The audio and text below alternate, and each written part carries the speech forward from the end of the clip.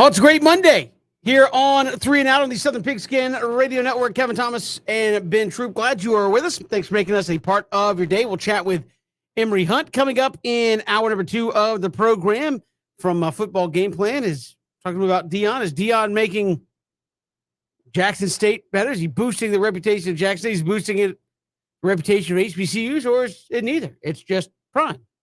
Talk to him about that coming up in just a little bit. Falcons and Jags going through mini camps this week. Of course, the always of note mandatory mini camps to Ben that have started this week. So we'll talk about that coming up as well. And Ben, we left it on Friday saying, hey, maybe we're talking about 9 out of 11, 10 out of 11. No, we're talking about 11 out of 11 with the Atlanta Braves. They're 5.5 games back of the Mets. They have cut that thing in half from where it was. And doing what I think we said they should. Like, you have a weak schedule, take advantage. And the Braves are doing just that. Kevin, I will say this. Shout out to the entire NL East, right? I mean, it's balling right now. The Phillies, I hate to give them any love, but they balling too. But, Kevin, you said it, though. You said 9 out of 11. Man, that's great. 10 out of 11. 11 out of 11. But they're doing it the way we said they had to do it. It's not just one thing. It's the bats. It's pitching. Dansby, Mansby. I mean, Dansby, he got teammates saying things like, I know why the ladies like him based off the way he's, playing. It's like, but to me, right, baseball is one of those seasons to where, even with the Braves, you want the personality to come out. Shout out to Adam Duvall, man. I mean, obviously, Kevin, we said Adam Duvall obviously makes the outfield, legit. But what he's doing with his bat, Matt Olson getting in on it, Austin Riley getting in on it, Mr. Grand Slam, Ozzie Albies, himself getting on it. And now Ronald Acuna Jr. still himself, Mike Will made it. Mike Williams, I mean, they're getting it done. But I think what you like to see, Kevin, is they seem to be having fun, right? Snit, I don't think nothing gonna give Snit any type of energy in his post-game press conferences. He gonna answer the question. But this is when the Braves are having fun. You know who I be following, and I shouldn't. Mr. Nutter Butter himself, Blooper. Because he always, that's called a streak. But I will say, though, Kevin, what I'm liking the most about this Braves team is the personalities coming out, right? Guys are really showcasing what they're doing. And don't look now, right? I mean, I don't know where they were compared this year. Does this infield got a shot to outdo what it did a year ago? Because, I mean, Dansby is balling. Like, He's balling. Right? It's crazy how we go from, man, he need to get a hit to dude. He's getting it done, obviously, with his glove as well as with his bat, Matt Olson, Austin Riley, and then you're talking about Ozzie, but they're finding their stride. And I said this. I don't know how good the Braves be. Kevin, I think you showed me they scored 8 runs in 1 inning. Yep. I mean, they can definitely score in bunches, but they're dangerous. Like this lineup is dangerous. Obviously starting, you talk about Minter, you talk about Kyle Wright, you talk about Max Fried. They find a way to get it done. Jansen, coming with that nasty stuff. I just think that when I look at the Braves and what makes the Braves dangerous is it's when you're in a debate with somebody talking about other teams. And I'm not talking about the Yankees. Good Lord. I'm talking about teams like, middle of the road. And then you say, what about the Braves? Oh, well, that's different. It's almost like they're playing up to that defending World Series champ. But, Kevin, it's almost like the Mets being so far ahead, like, brought out the best in them because, like, dude, we ain't got no time to be playing. 5.5 is still, it's a very, very, very, very, doable task to go out there and catch them. But I think that what the Braves are doing is saying, listen, controlling what we can't control, playing exciting baseball, playing meaningful baseball, and for everybody to say, they beating up on bad teams. Well, that's what you're supposed to do. You're supposed to make sure bad teams remain bad teams. And, hey, man, shout out to the Braves, man. 11 in a row, that ain't no slouch. And like I said, Kevin, a lot has happened, man, from Friday to Sunday. Yeah. These guys are really finding a way to get it done. But anyway, shout out to them. I hate to be the guy that's like going against the narrative. Everybody's like, oh man, they're doing it against bad teams. Well, yeah, and again, make no apologies for that. That's what we said at the beginning of this thing back at the end of May. Said, look, all the way up to June 20th.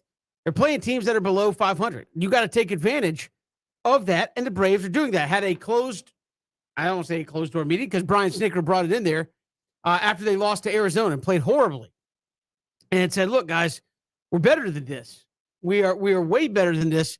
And a lot of things have been cleaned up, and the Braves have put it in another gear. Again, is this the same as winning 11 in a row against the Dodgers, the Padres, and I think the Mets found out how hard that is. They're 5-5 in their last 10. So look, it's an impressive streak. It needed to happen at the right time. And again, I don't understand why people in today's day and age make apologies for beating bad teams. Mm-hmm. That's what you're supposed to do, right? When no offense, but if you're in the National Football League and the Houston Texans and the Jacksonville Jaguars come up on the schedule last couple of years, that's a dub. If you don't get it, what happened, right? Equally as amazing as the Jags beating the Buffalo Bills, were a lot of people going, how in the world did they only score 3? Right? I mean, how did the Buffalo Bills not get in the end zone against Jacksonville? So, again, I think you see folks out there who are saying, yeah, well, beat good teams. We'll get to that. Yeah. I mean, we'll get to that. But right now, you're in a stretch of teams that aren't very good, and you are feasting a way that really up until this streak started, you hadn't feasted on anybody throughout most of the course of the season. So to me, I look at it and Ben, I say, if you're the Braves or Braves, you don't have to apologize for beating bad teams. No. I think because the Mets are going to have their turn at playing some bad teams, and you would hope if they want to win the division that they play very well. Look, that to me is what makes a championship team. You beat the bad teams like a drum. You hold your own with the really good teams, and you go about 50-50 with the teams in the middle of the road. Excuse me, you can win a championship. That was a build-up. Had to get that out. Sneezes are the greatest. I love them. I do. But you understand what I'm saying? Like, I've seen that narrative from non-Braves fans. Like, oh yeah, well you're beating up the the weaker opponents. Well, I would hope so. I would hope so. No, but think about this though, Kevin. No, this is what it's really is. What the Braves were lacking with confidence. They needed some confidence. They needed a lot of it. And the great part about it is, you could blame all parts of it: starting pitching, bullpen, lineup, defense. I mean, Matt Olson was, Kevin, you was telling how it was uncanny of him to have the errors that he was having. Maybe that was his way of pressing. But when this Braves lineup is mashing the way they mashing, dude, you can get it from anybody.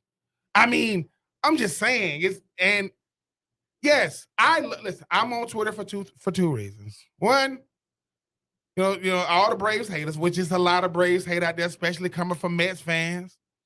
But it's also, you know, you guys are validating what the Braves are doing. Oh, they only doing this. You know how many teams wish they weren't the teams everybody was beating up on? It's a lot of teams in baseball. There are players in baseball that make more in a year than certain salary caps for some of these teams. They ain't even spending that.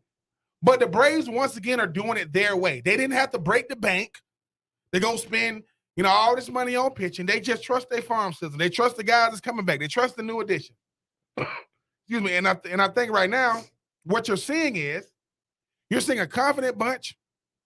You're seeing a resilient bunch. But you're seeing a convinced bunch of guys that say, I told you, Kevin, I don't know what 29 other teams got in the majors. I know the best culture in baseball. It's got to be the Braves. Because you don't think about this. The Mets and the Phils are benefiting from the Braves. The Mets know, dude, we got to put some space between us. Because the way these dudes close at the end of the year, and the Phillies are saying, bruh, I mean, our freaking, I mean, our price tag on some of these players, I mean, we got to get something out of this. Because think about it. Nats already won one, and I don't know if this is the year for Strasburg, the pitch or not. I don't know how the Nats do with him. He's a year on, year off, not 5 days on. He get a year off, and then when they want to go to the playoffs, they'll let him pitch. As far as like the Phillies, hey man, Bryce Harper comes to saying, bro, we can't just be stat compilers, dude. We want to know what it's like to win this thing. I'm sorry, man. Until I see it. Until I see it, congratulations right now. But somebody said this: you do not get awards from being good when it doesn't matter. You get awards for when the postseason gets set. The Braves are closing right now, but like you said, Kevin, it's almost like getting closer to that All-Star break. The Braves say we need to be playing because this All-Star break trade deadline. What do the Braves do? Because do we get it? It's all you can always add a pitcher, always add a bat. I like what I'm looking at now, but hey man, the Braves are getting it done. And if you don't like it, go play them. Well, that's right. You don't. You don't get a chance to go out there and play them. But shout out to them Braves getting it done in a big way, Kevin. And like I said, man, I mean, Adam Duvall, have yourself some moments, sir. he seems to be the class of that lineup right now. Yeah, again, it's been a different guy, seemingly every day, and that's what you need over the course of the 162. And they got the Nats tonight in our nation's capital, going for 12 in a row. I'm trying to think what the longest Braves win streak. I know they did 13 a long, long time ago. I'm trying to think if they've ever come close to that. But and people say, look, winning a baseball game 11, 12 days in a row is hard. Like, I don't think people understand, especially at that level. It's like you get one good starting pitching outing and it's over. And again, that's not to say that what the Braves are doing is, I'm not trying to diminish that, but like it doesn't matter if you played the Pirates 12 days in a row. It would be hard to beat the Pirates 12 days in a row. They just swept the Dodgers not long ago. So appreciate what they're in the middle of, and hopefully a run like this can continue even at just a fraction of the pace, and you'll make up some ground on those pesky Mets. We got so much to get to here on the show. Mini camps are out, Ben. I know mandatory for some. Apparently. We'll get to that. We've got Emory Hunt joining us coming up in hour number 2. Also, the U.S. Open this week. Of course, Phil Mickelson's going to be in front of the media. Dustin Johnson and others who played in last week's Live Tour. Well, now they're there at the major, and they're going to get a bunch of questions about that tour and what they're doing there coming up this week. So I'm interested to see the reaction there from not just the media. I think you kind of know what the golf media is going to do to them, but what are the fans on the course? Sometimes the media push a question and a narrative, which again, you may go along with, but how many golf fans care about that at the end of the day when it comes time to teeing it up and hitting the golf ball? We'll talk about that coming up later in the show as well. Plenty of ways to get us on this Monday. We are at all across the radio network, of course, ESPNcoastal.com on your mobile app, on the mobile device with the ESPN app. And you can see us live streaming on Facebook, Twitter, and YouTube as well. We're coming right back all across the Southern Pigskin Radio Network.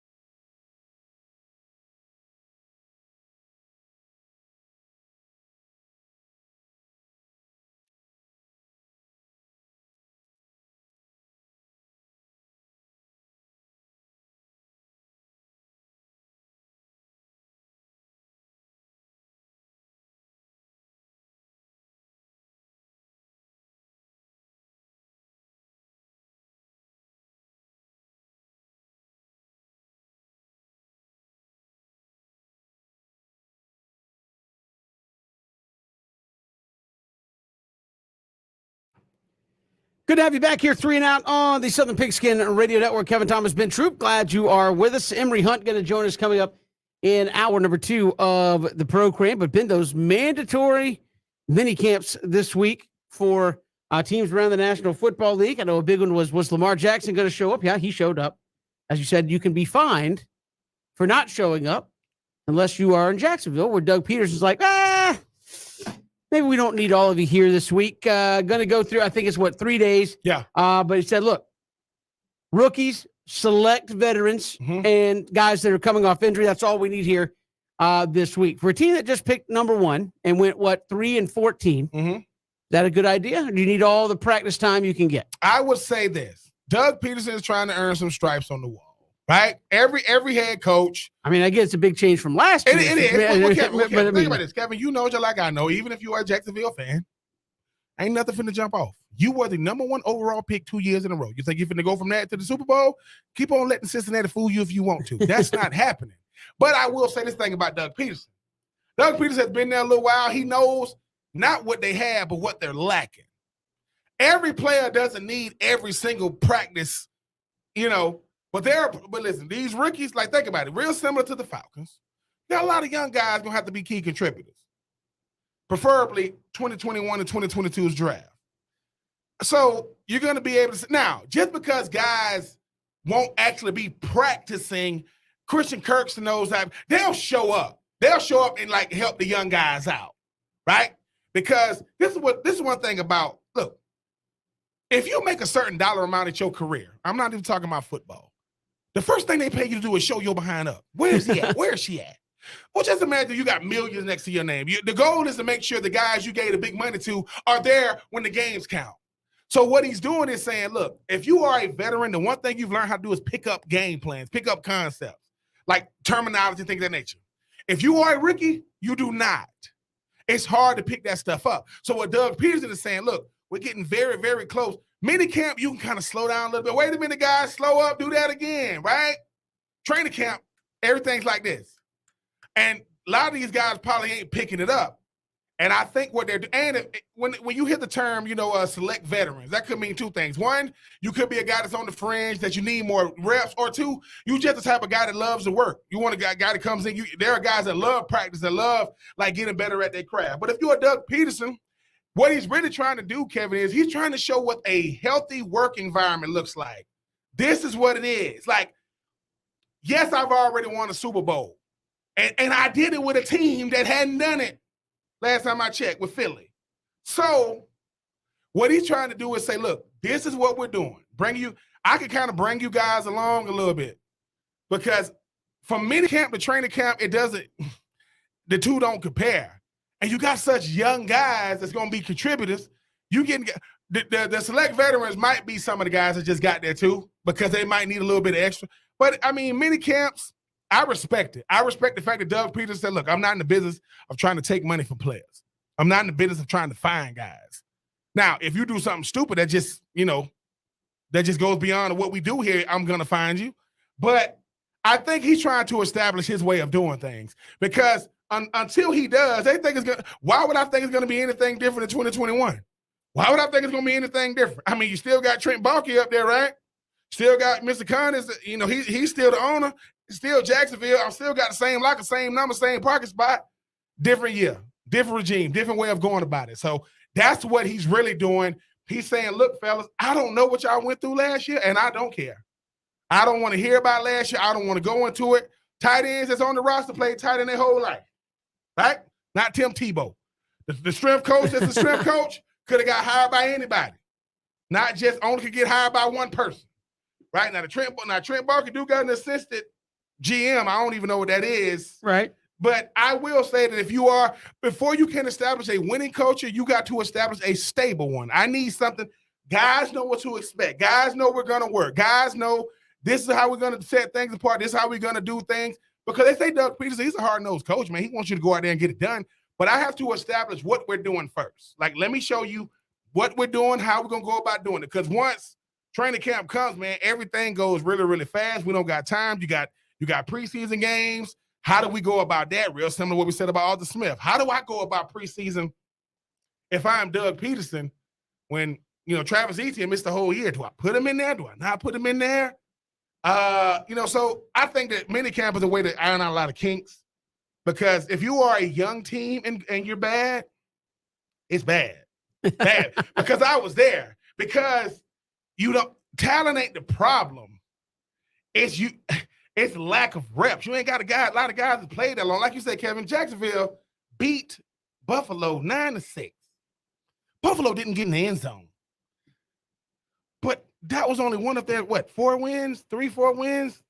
So you start saying yourself, and now they also kept the Colts from making the playoffs. So you got some things to build off of. Problem is, you were number 1 in the draft, number 1 pick in the draft 2 years in a row. So mini camps is a way for you to try to, set some things, this is how we're I know you said that as a veteran, you probably already love Doug Peterson. You mean you may not have to come? Yeah. Okay. I'm not coming. I know you said some guys come. I think a majority of guys would say, not doing it. I'm just going to sit at the house for 3 more days and do my own. Not say sit at the house, but I'm going to get my workouts in. But you got to think this too, though. I always remember, the people who make the biggest sacrifice in football is your family. They used to not see you. So if you go, hey, listen, I'm just kicking with y'all for the next 3 days, certain guys actually like their family. Tom Brady don't. But everybody else do. They like their family. They like kicking. No, I appreciate Doug Peterson doing this, because the thing about getting older in the league is, hopefully you sometimes the coach will give you a day off during the week. Hey, man, take an extra day, or take a day in training. Because when I was with the Bucks, which was cool, we had a lot of guys, big age gaps. Like I'm 24, a Rondé Barber and them, they 34, 35. So that's a 10-year gap. So that's 10 more years in the league they've been in. They couldn't do it. So we would go hard in the morning. In the afternoon, young guys go out. We'll do like a 7-on-7. We'll do like a special teams. Take the pads off. We'll go in a air-conditioned tent, and we'll do walkthrough. It was beautiful. Derrick Brooks and them, I used to be like, boy, y'all old heads. Hey, I appreciate y'all, man. So, but now you don't got that. I think Josh Allen, 25, 26? You see what I'm saying? So everybody's in their, early 20s, late 20s, or what may have you. They're going to have to practice. But I applaud Doug Peterson, Kevin, because I know, Kevin, like I said, the hardest thing for a coach to do is to establish, this is how I'm going to do things. Get guys to buy into what I'm doing. Then you get the veterans to resonate that message throughout the other guys. Still not going to win. That's the unfortunate part. But you got guys that's believing in what you're doing. Because like I say, if you think trying to, learn a different language is crazy, try to understand the NFL playbook. I mean, this stuff is crazy. I mean, coaches literally sit in their office and say the plays. They'll just sit there and go, Y zip, Z zip. They just doing it to the point they can spit it out. And then the coach look at you and say, listen, I'm gonna need Tiger person there. Tiger. Listen, I'm gonna need you. I'm gonna need you right tight. Think about it. You right tight. Zip. Halfback slow screen right. Check. HB2 slick on the rocker. Boom. That is 2 plays. And the quarterback has to say it just like he said it. If a quarterback say, let me get you zap. No, say it again. Let me get you zip. No, he'll say, listen, you zap is away from the play. Zip is to the play. Zipper, up and down. You go back, and stuff is crazy. And I'm trying to have flashbacks right now. But I'm telling y'all right now, I applaud Doug Peterson for trying to show these guys, you guys are pros. You guys have earned this distinction. I'm going to treat you as such. I think conventional wisdom is like, hey, you were a bad team. Show up. Right? I mean, that's yeah. Is that not Titans, man? Some of this stuff that people used to tell me, hey, man, when y'all got, voluntary OTAs, I'm like, hey, what you mean voluntary? Like, you don't got to show up. What? Who got to show up? And then you go to the coach and say, coach, is OTAs voluntary? And coach will say, he hit you with it. Yeah, they voluntary. And here you with that, listen, you stay going, you want to, and all of a sudden that depth chart done changed. Man, y'all got me number 3. That's too bad that other tight end get it. He about to be number 4. It ain't, listen, I played with that fear of losing my job. I didn't do that nonsense. I was in Nashville, a team that no one cares about in a city that's more about country music. Let's call it what. And now they got freaking hockey. So I'm showing up. Steve McNair showing up. I'm showing up. Probably a good idea. Yeah. Probably a good idea you show up. You don't want Mac to be like, what Troop at? Oh, he home. Chilling. Okay. You said he didn't have to come. And Mac say, who said he had to come? He ain't asked me. I ain't never had those problems. Yeah, look, I just look at Jacksonville and say this is a team trying to go take a step forward, whatever that step is going to be. And, you know, you tell the veteran, hey, it's fine. I mean, and on the other hand, I get, hey, it's 3 practices. I get it. Mm-hmm. I get it. But to me, they look out. Now, listen, I will say this now. We told you can stay home and you show up. That first practice got a little juice in your step. Don't blow the whistle. Woo, boom. Second practice, you like, it's starting to feel a little bit. That third one, you come in, everybody doing this. I don't know about you, but my legs hurt. And coach will hit you with the eye, fellas, man. We're going to go out there and run a little bit. But, hey, man, coming from a guy that only went to the playoffs 1 year and understand how prestigious it is to go to the playoffs, it's hard to win consistently, man. That stuff is hard because the good teams don't want to be bad. That's what I call you say. If I can get a couple of these good teams that want to be bad, like New England, like Pittsburgh, like Baltimore, like Kansas City, like Green Bay, they don't want to do it because they realize this is their livelihood. So if I'm going to make money to play football, I don't want to suck at it as a team because life is hard. Because think about it. When you suck, you know what people do? They only ask you about good teams. I mean, y'all play Green Bay? No. Oh, Aaron Rodgers ain't coming out here? No. I'm serious. It's like, nah, we ain't playing them this year. We can't beat the Texans. So we sure as hell don't want Green Bay. We've got more to come here. It is mini camp week. The Falcons doing their thing. And kind of a whole different vibe from Jacksonville. We'll get to that next. It's 3 and Out on the Southern Pigskin Radio Network.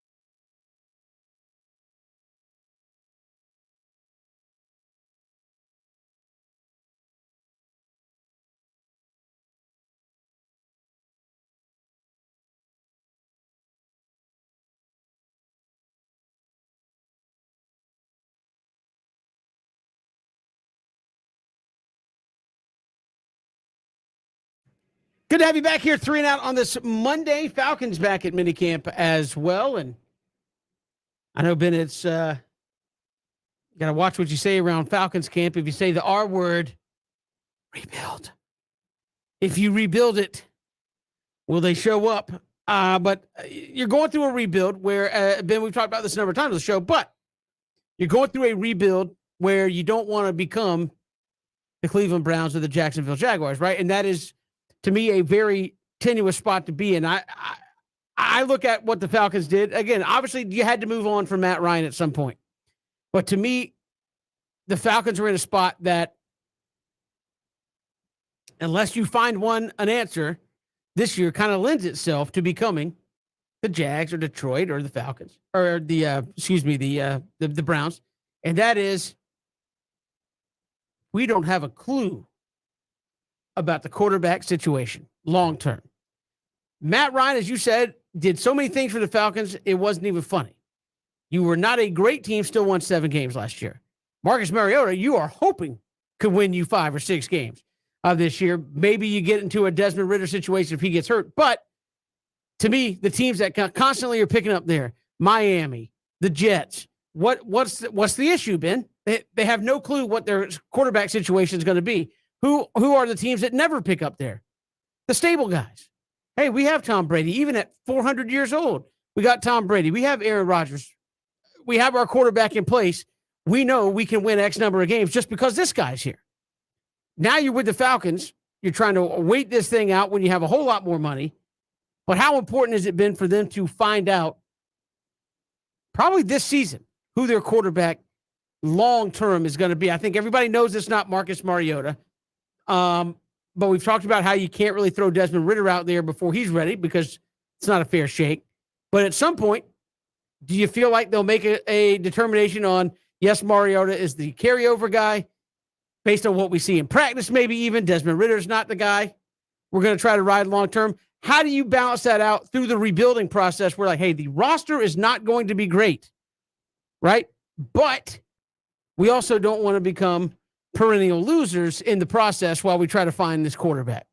I think, Kevin, you're going to have to let it play out. I think what you're learning right now about the Falcons and a guy like Marcus Mariota is, are you ready to be, the stable piece for this offense until we figure out what it is?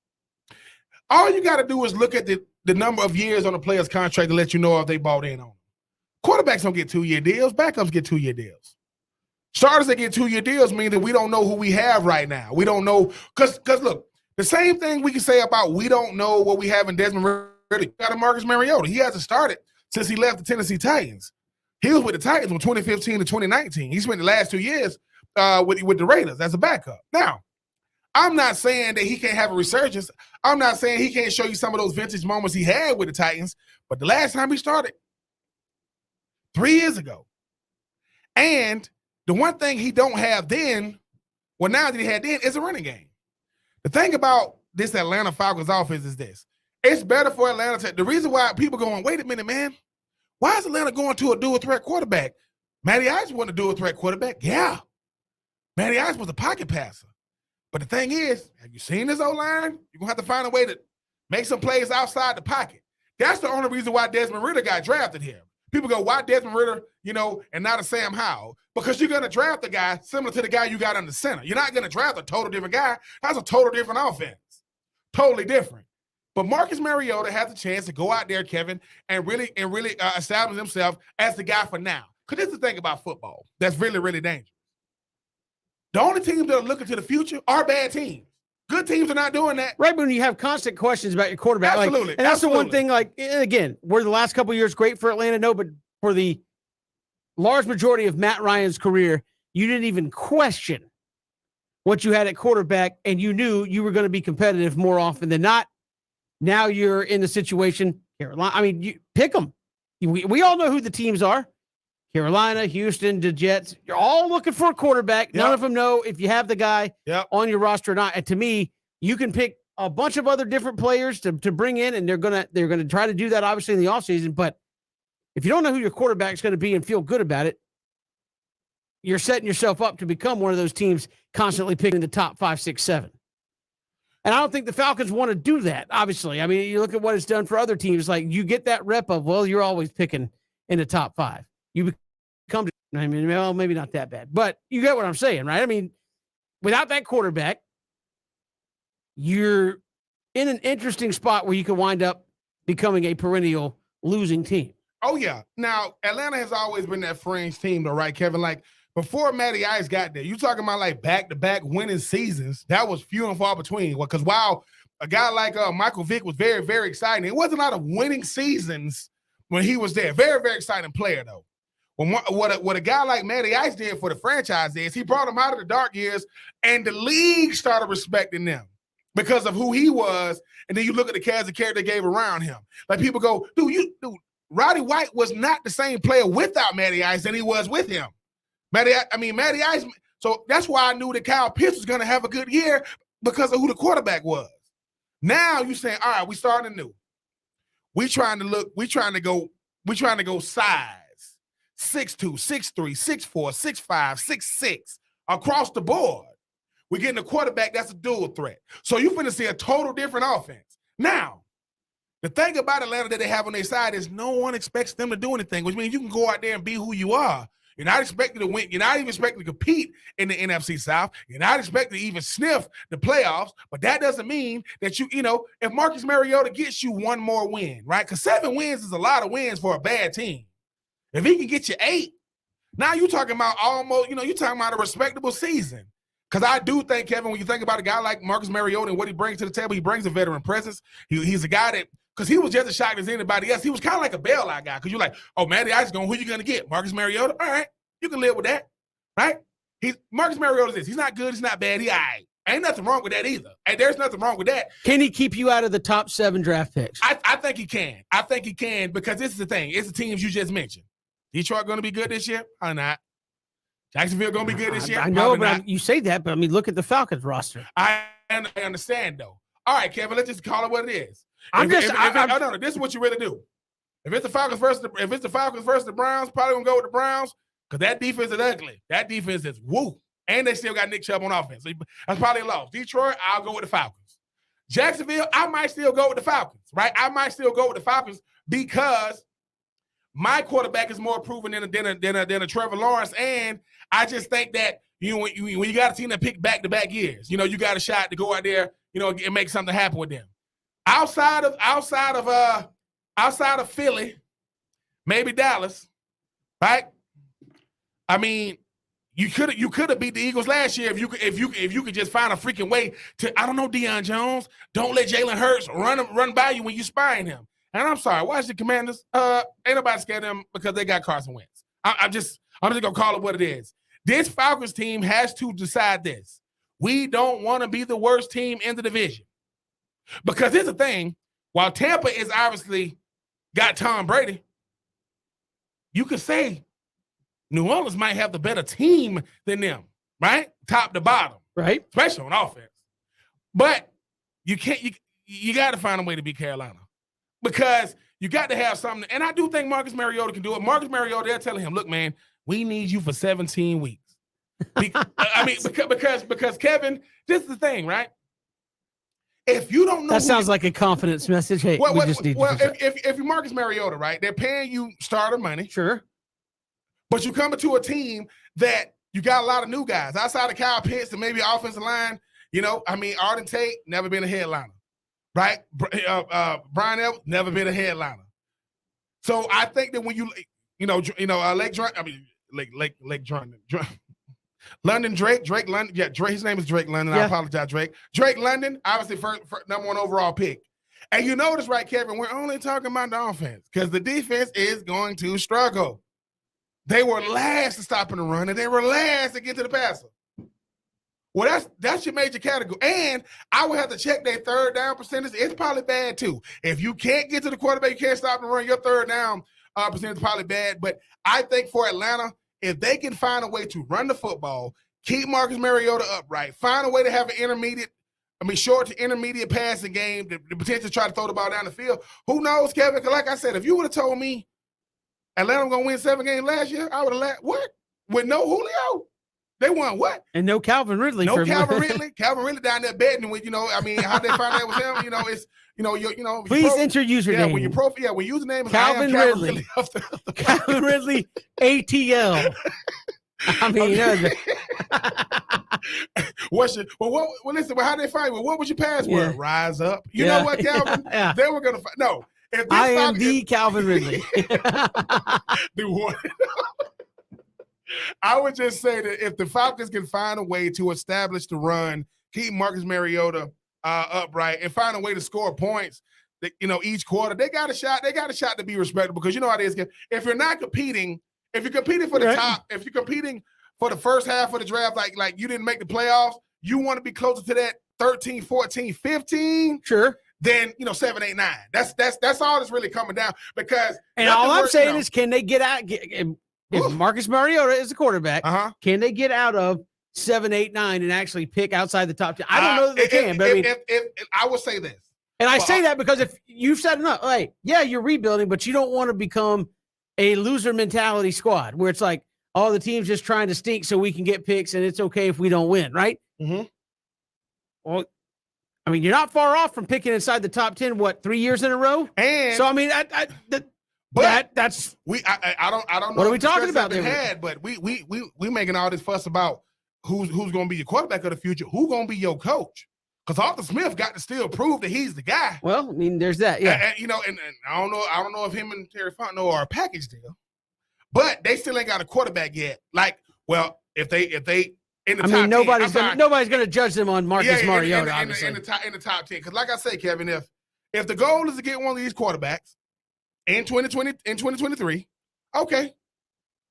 But if the goal is to say, hey man, we're gonna go with Desmond Ridder, you're gonna have to show some promise because Tom Brady is already established he's never leaving. He's never not going to play, right? It's unfortunately true. Yeah. But I will say that if Marcus Mariota can get some support from his supporting cast, if the defense can just be closer, just be like, I don't know, mid-20s, like closer to if the defense can get more to the teens than the bottom half of the league, because that's what it really comes down to. It don't matter how good your offense is. If I can't get off the field, if I can't get a pass rush, if I can't get to the quarterback, if I can't stop the run, I mean, pick a category to improve in. We're going to stop the run better. Cool. Yep. But if you can't get better than none, and getting better can't be from 32 to 31, no, that's not going to cut it. I think that the Falcons got, because there's so many question marks, but obviously, unfortunately for you, Marcus Mariota, you are the glamour spot. It's going to come down to how well the quarterback plays. Don't say rebuild, though. You might get thrown out of the building. We got more to come here. It's 3 and Out all across the Southern Pigskin Radio Network.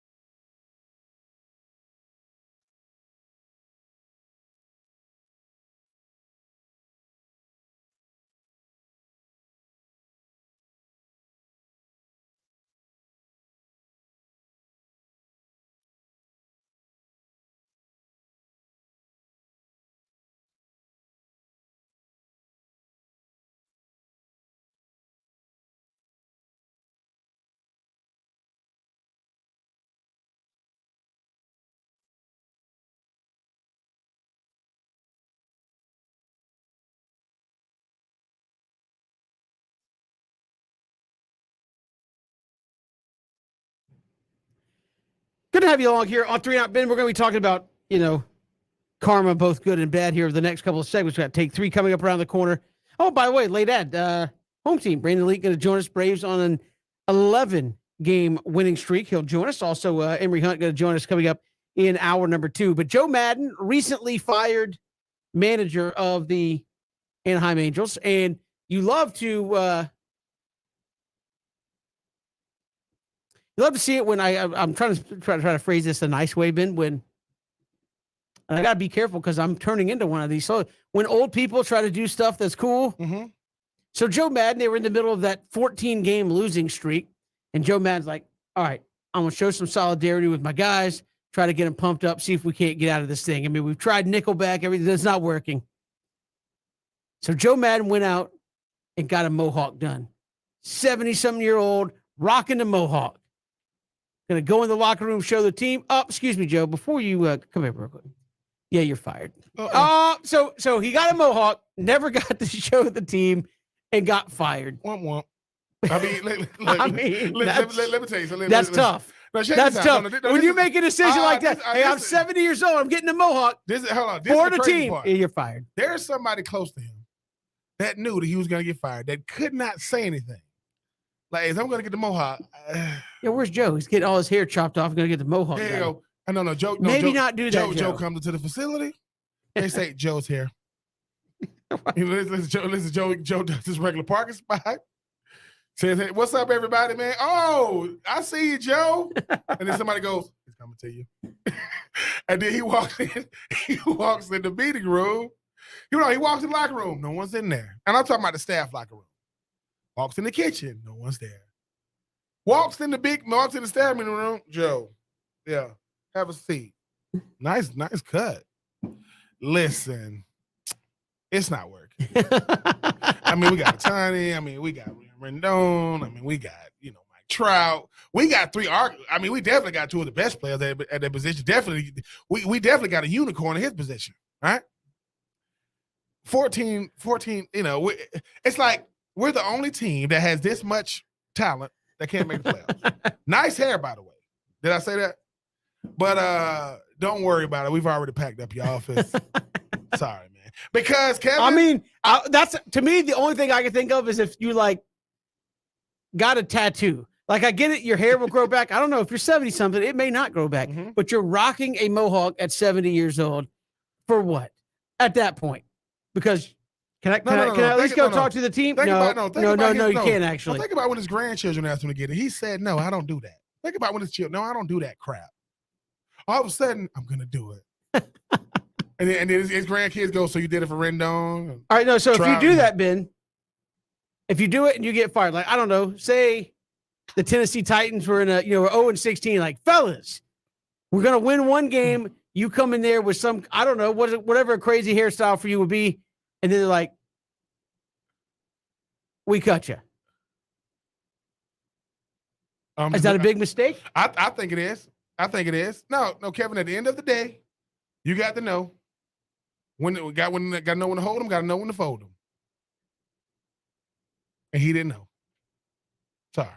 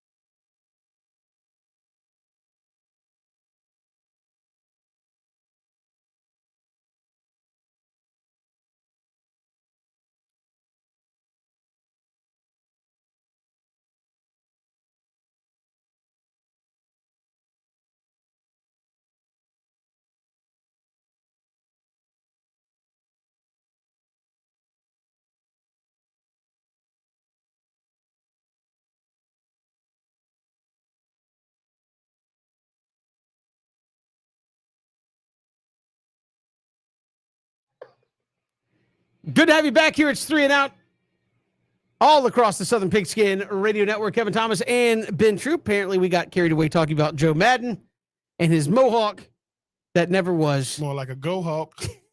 I wonder if instead of red, said Joe, you should have done the mohawk pink, as in pink slip. You're done. And there it is. I mean, and you're gone. And then he goes, "You guys like it though? Oh, you look great. I look fantastic. Security, can I show the team? Nope. No, you can't. Can I at least go say bye to the guys? Nope. You said goodbye a long time ago. Yeah, we had 12 losses in a row before you could have been saying goodbye. And we're not laughing at him getting fired. For those of you saying it's professional sports. He'll be fine. Yeah. Like it's like they have to pay him to leave. Yeah, give me my money. He's fine. He's never going back to that place where he got a haircut, though. They ain't never going back there. Yeah, that is bad karma. We got more to come here on 3 and Out. Emory Hunt going to join us this hour. We'll talk to him about Deion, Jackson State on the cover of Sports Illustrated. Is he raising the profile of Jackson State, HBCUs, or Prime? Interesting question. We'll talk to Emory Hunt about that. And home team Brandon Elite going to join us coming up in the final hour of the program. Braves on that big win streak. We'll talk to him about that. But first, let's take 3 here on 3 and Out. All right, Ben, take 1. Speaking of karma, baseball super regionals wrapped up over the weekend. Are you feeling it? Sweet karma for Tennessee baseball, the bad boys of college baseball here in 2022. They were eliminated by Notre Dame at home. Season over. So, get a backstory with this Tennessee team. Obviously, when you think about this is supposed to be, Kevin, the greatest Tennessee team. Well, they played that bad boy roll up. I will say this. Regular season, bold. I think they had 50-some wins. But this is the thing. In the history of the Tennessee Vols baseball team, they've been the runner-up one time. That was in 1951. They were the national champs. Never. Now, that's not to say they haven't had a good program. Tennessee does have a good program. And the profile of, you don't really got to boost the profile of SEC baseball. It's been good for a long time. But this is the thing. That kind of speaks for itself. But this is the thing about Tennessee, though.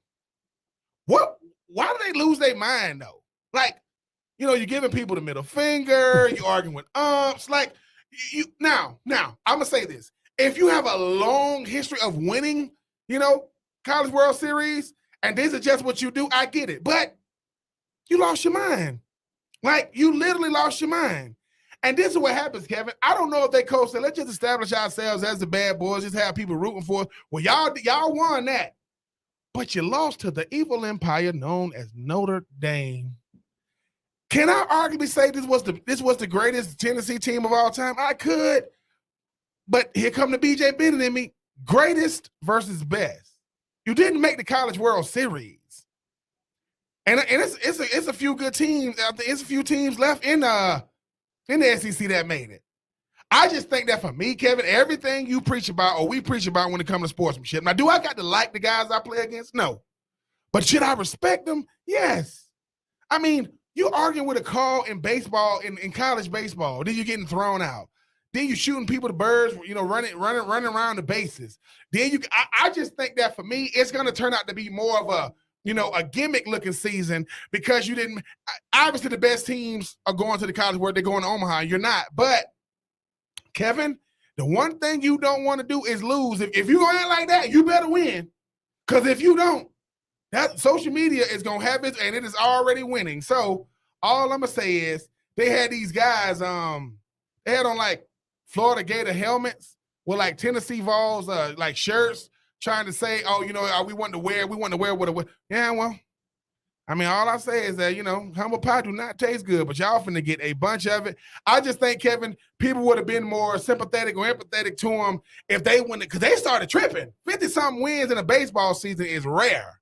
That's a lot of games. They swept through the freaking SEC and obviously beat my Gators in the SEC tournament. Much to do about nothing if you didn't make it to the College World Series. So that 1951 runner-up will remain there, and obviously to win your – because people talking about what? Mississippi State first national championship was last year. Where's Tennessee's at in baseball? So, hey, man, shame on them. But, hey, you should have been doing – like I said, they are student athletes, so I ain't finna just go crazy on them. But They were tripping, to say the least. Yeah, when you embrace that bad boy role, nobody's going to be upset when you lose. The bad boy Pistons, they won back-to-back championships. They earned that moniker. They ran into Chicago, but they still won it. Tennessee, well, you will be watching from the Chris Neb. So, hey, it happened. All right, moving along. Take two. Ben, could Steph Curry be the MVP of the NBA Finals, even if the Warriors end up losing? He should be. He should be. I think the thing about Steph Curry is if you got the chance to see Game 4, when you ask yourself at the height of a player, at the biggest moment, in the biggest game, what type of player is he? He put on a clinic. 43 points. Only 2 other men in the NBA Finals history has given you, at his age, 43 points. That would be, I don't know if you ever heard of him, Michael Jordan, another bum, LeBron James. That's it. So when you talk about a guy like Steph, Steph's not 6'9". Steph doesn't play above the rim. Steph is a shooter. Steph is a distributor. Steph is a shot maker. And he put on you give him any, when people talk about getting your shot off, I ain't never seen nothing like Steph. You give him any type of room. But he put it on, he put it on the floor. Get into the rack, and he don't dunk. Like all his shots are like, a 3-pointer for Steph, one step past the freaking half court line is a high percentage shot to him. But I think he should, Kevin, because I think you're seeing what the NBA is for a guy that doesn't have all that explosiveness like a LeBron or like a Derrick Rose that was 6 feet tall. No, he go, look, man, I'm a shooter. Listen, I'm the guy at the rec who you just waiting around to come in there because I can shoot you out the gym. A shooter, it doesn't matter what defense it is. It doesn't matter who they are, when they are. A shooter is good for any era. And what Steph showed in Game 4, regardless of what happens, like you said, Kevin, if they lose, the best player doesn't always win. The best team always wins.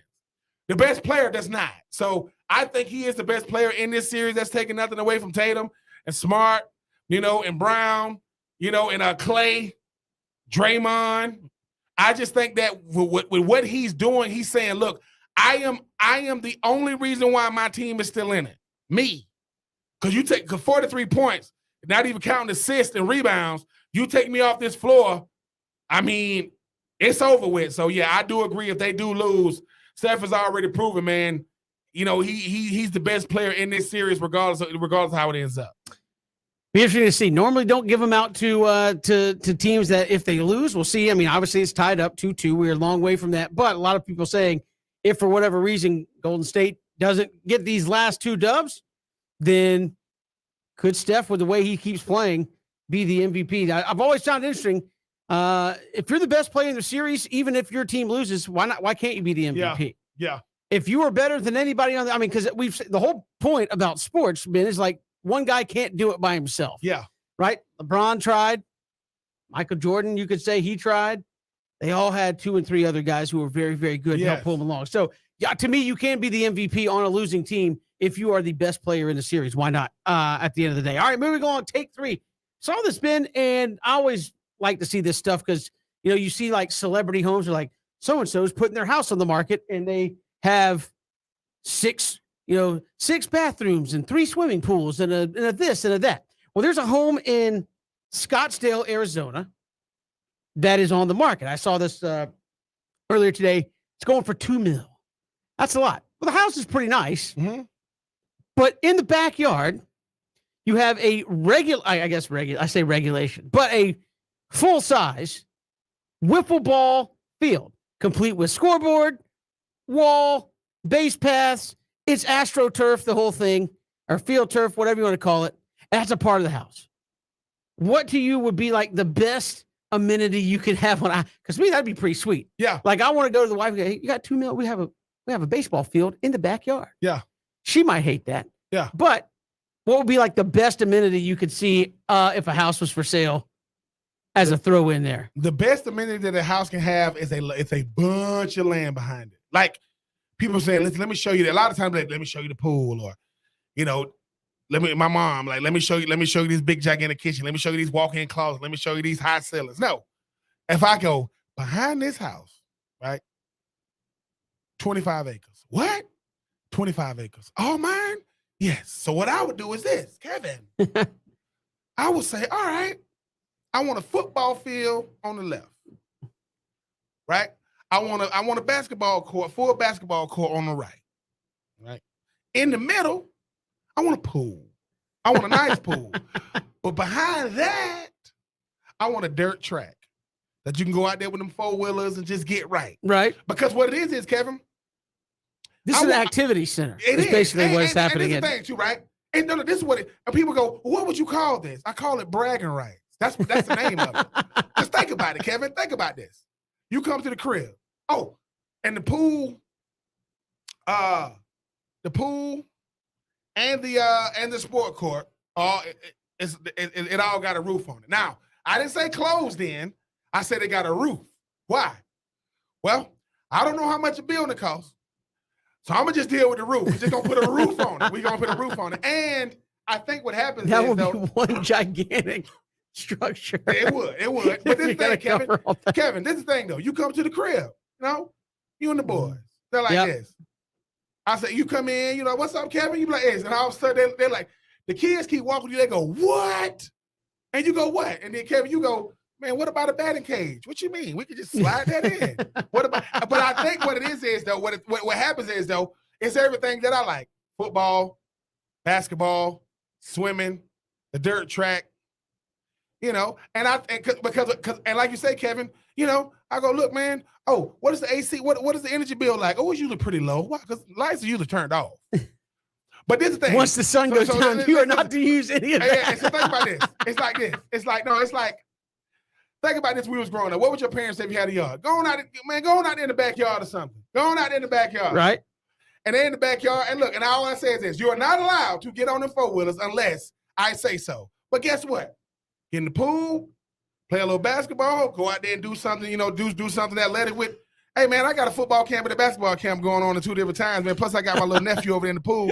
Plus, Kevin and the kiddos are back there on the four-wheeler getting in. I just think that you cannot beat land because once it's yours, as Denzel Washington said on the movie American Gangster, she says, hey, man, if this is your club, why don't you call it Frank's? Your name is Frank's. He said, because when you own it, you call it what you want. I call it bragging right. Come on out here to bragging rights, man. You'll see what I'm talking about when you get on in. Hey, man. But I saw that, like, people were like, wait a minute.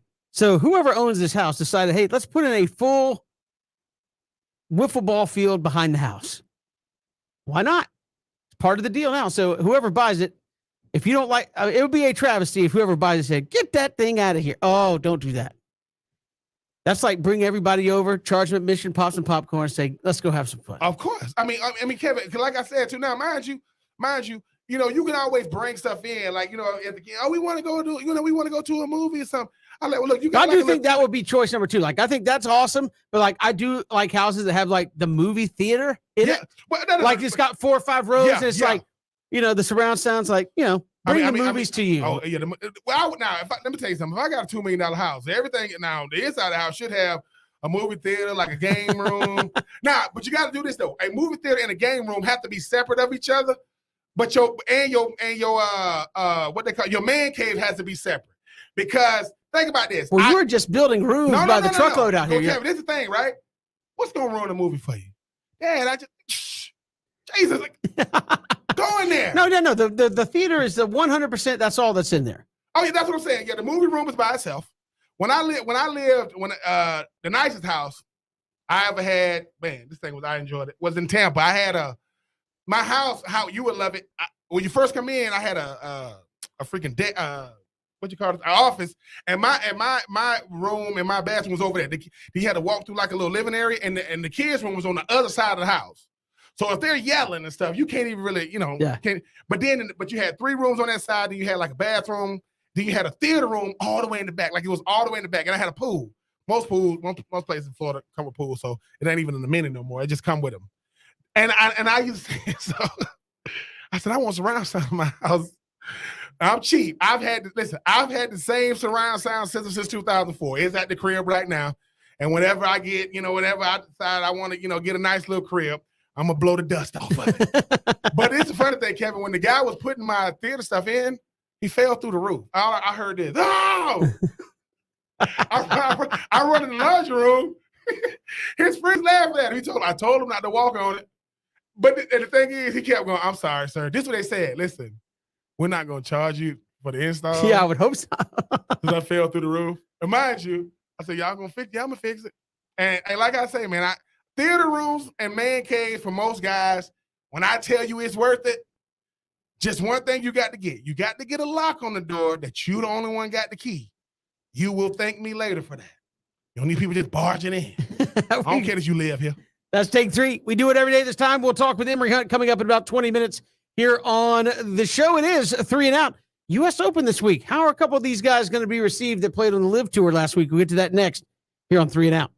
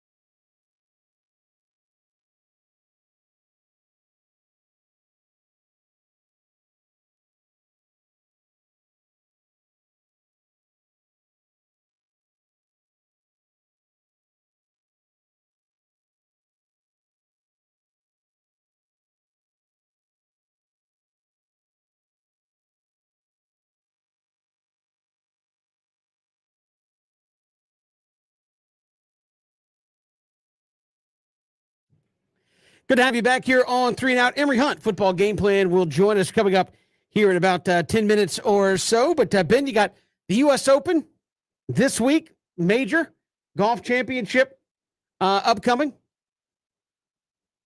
Phil Mickelson, Dustin Johnson, others expected to be there this week after playing on the LIV Tour and obviously committing to the LIV Tour. Now, the U.S. Open is not run by the PGA Tour. So for people who are like, well, how can they do that? First tee shots last week, PGA Tour said, if you guys are playing, you're done. Not playing. So this is the first major that's come up. They're allowed to play. How do you think they'll get received? I mean, I know what the media has done, and I'm not saying they're not asking important questions. But the golf media is obviously saying, hey, are you guys trying to get one of them to say they're basically in it for the money? They don't care where the money comes from. How do you expect they'll be received both by the media on hand there at the U.S. Open and the fans at large there at the U.S. Open? I do think the media is this going to be the media's job to make sure they ask the questions that everybody wants to know. That's just you doing your job. And fortunately for the media, you're not paid to be liked. You're paid to be respected. Your job is to go out there and ask the questions that everybody wants to know. You are the medium between, the fan and the player. Now, when it comes to the fans, this is the thing, right? It's you kind of play the perfect sport. Because when it comes to what you actually do, well, they got to shut up anyway. They can't say anything. But this is the thing, Kevin. Now it comes down to what type of fan are you? Do you want to be that one that's going boo? Because everybody's going to look. And do you want that person that's putting up that quiet sign to be radioing in? Because I will say this. Now, I've been to a golf tournament. I know how crazy it can get. You want to follow your favorite players. Or certain people just stand in certain holes, something, what may have you. But I don't think it's going to be the reception people think. Like, I don't think that if there are fans that aren't built to just boo the whole time, it's probably going to be golf. It's way more of a respectful type sport, even from the now. Underneath it all, there's going to be a lot of faces being made and a bunch of conversations being had. Yeah, but Kevin, I think that because if I'm at a football game, basketball game, I can be the one going crazy because it's accepted more. In golf, if you get the booing, you're going to stand out like a sore thumb. Now, if you can get a whole section to do it, that's I think that's going to be interesting because you and I were talking about this earlier. I was like, that kind of goes against the grain, as you said, of golf. Like the most raucous you kind of get out, ironically, in Scottsdale, Arizona, but that's just fans living it up, having a good time. This is, you don't boo on a golf course, right? I mean, even if you hate guys, hey, I don't like about Patrick Reed. You know what you do? You don't go to their hole. You don't follow them around. I'm not following. Yeah, too many golfers that worry about one. Yeah, you follow somebody else, but you don't boo, right?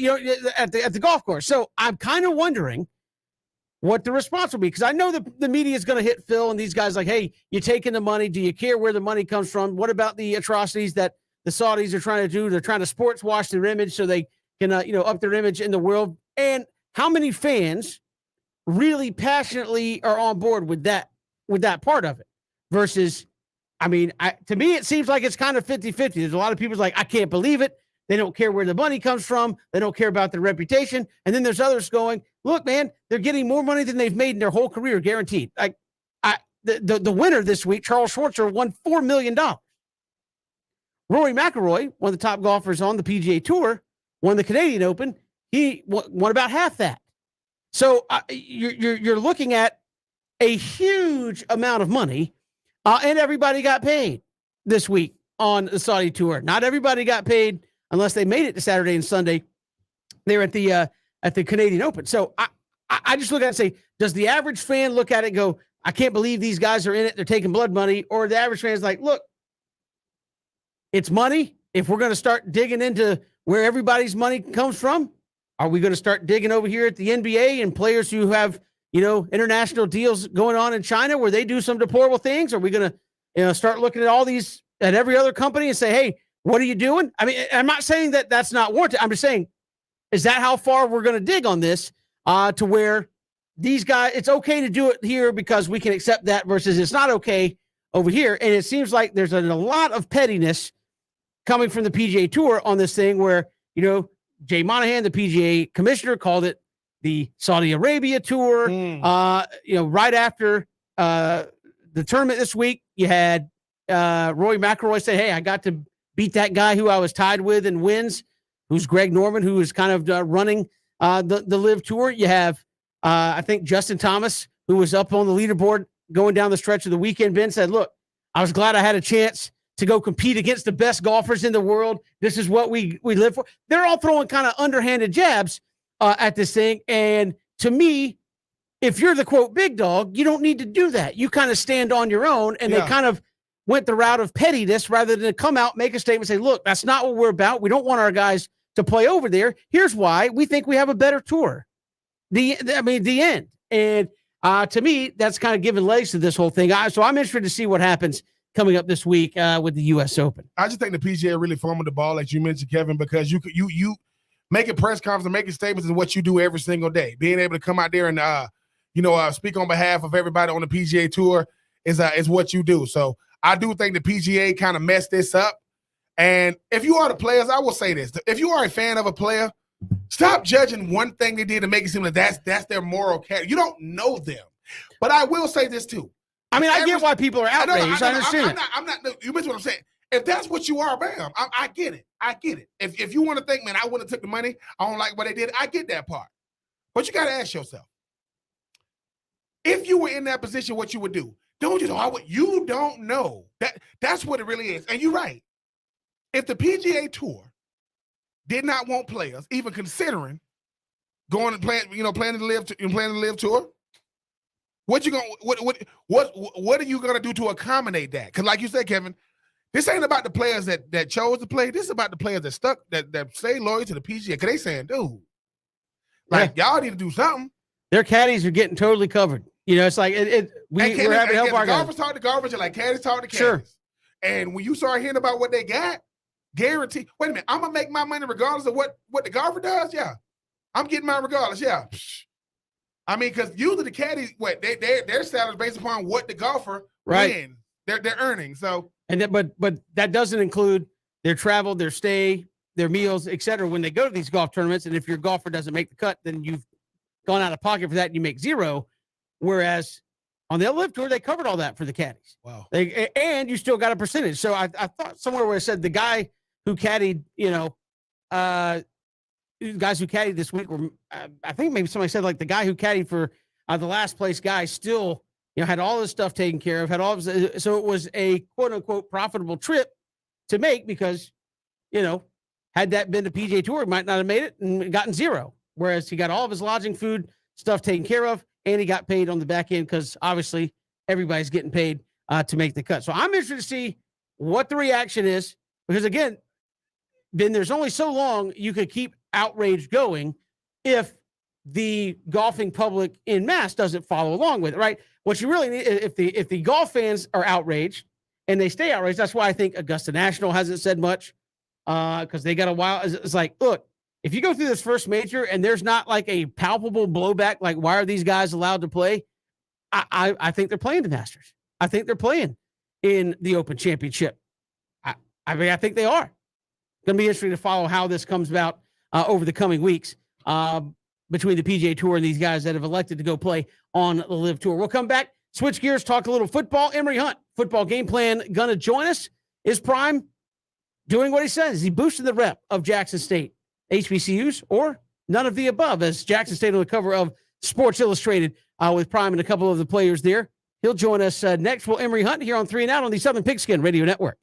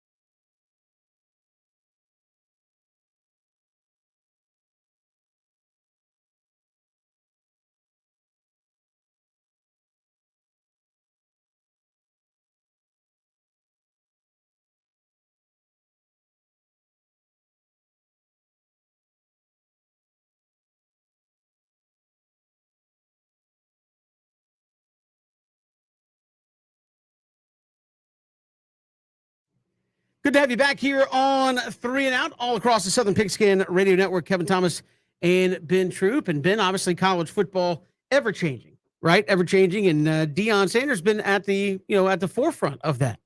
Yes, and with all things HBCU, I mean, they in the news, trying to boost their reputation. Our next guest, or who better to talk about what's going on with HBCUs than our next guest, the great Emory Hunt of Football Game Plan. What's going on with you today, Emory? I'm doing fine, Ben, as always, man. I appreciate you guys bringing me on. Now, Emory, obviously, anybody that live under a rock understand that nobody stays on brand like Deion Sanders. It doesn't matter when he played, when he was working in media. Now he's at JSU. I mean, he did something that only he could do. Him, his son, Travis Hunter, on the front cover of Sports Illustrated. Is that good for JSU and HBCUs, or is it just good for JSU?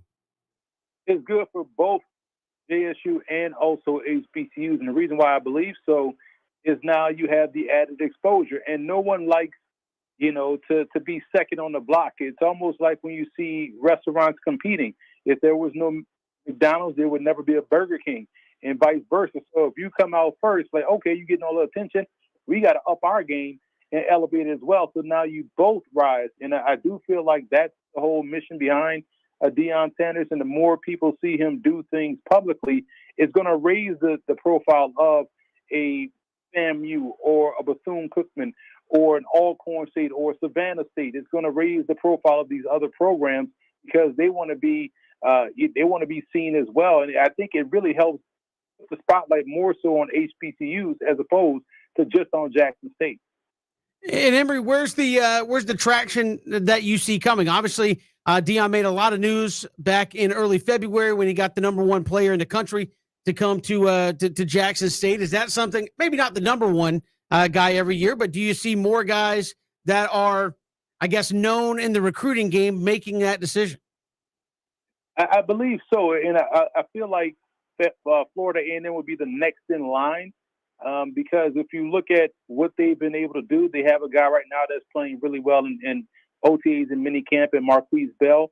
He was a Florida A&M guy. Next year, they got the best pass rusher in the FCS in Isaiah Land, who was in the transfer portal and said, you know what, I'm going to just finish what I started, came back to Florida A&M. That's always a great thing. He should be one that's going to be drafted next year. And so when you think about Florida A&M and being right there neck and neck with Jackson State, losing to them 7-6 last year in the Orange Blocking Classic, I see them being able to get those guys, maybe not the 5-star, maybe a 4-star here and there coming out of high school, or even some strong 3-star recruiting classes that puts them right on par with some Group of 5 FBS programs. I see that more being the norm than the cascade of 5-stars running to HBCU programs. Remember, you look at a guy like James Houston coming over from the University of Florida, getting drafted in the 7th round this year by the Detroit Lions. Detroit front office kind of told Prime, look, we're going to make sure that we draft one of these guys from an HBCU, and it happened to be from Jackson State. You talk about FAMU and what they got coming down the pipeline. Where is HBCUs as a whole? Because you look at the Legacy Bowl, what it's able to do. You look at the exposure, the HBCUs seem to be having. Where is HBCUs as a whole? Are they doing it more on a collective level, or are they saying to themselves, this is our time to try to get as much of this exposure as we possibly can? I think all of those things are great points and true. And I feel like we're seeing, the third renaissance of HBCU football. And when you think about think about the guy that got drafted highest this year from the HBCU program was Joshua Williams in the 4th round from Fayetteville State. That's a D2 HBCU program. So we got guys coming from the Division II ranks of HBCU schools getting drafted. So that tells you where the talent is. And I also feel like we're coming off a year where we saw the most competitive HBCU football season. We talked about Fayetteville State. Bowie State beat them 3 times in 1 year, has won 3 straight HBCU CIAA championships, and has won games in the Division II playoffs. So we're seeing, the talent not only at the FCS level, but also at the Division II and NAIA HBCU level. And I feel like as long as the competitive nature is there and these games and these conference races are competitive, it yields up to more and more talent coming out of high school. And I also feel like we'll see more talent coming out of high school going directly to HBCUs because what we now know with the NIL deal and how coaches want ready-made players coming out of the transfer portal, it feels like a high school student athlete is getting pushed to the side a little bit, and that's prime property for these FCS, HBCU programs and Division II programs locally to really rack up shop and gain recruits.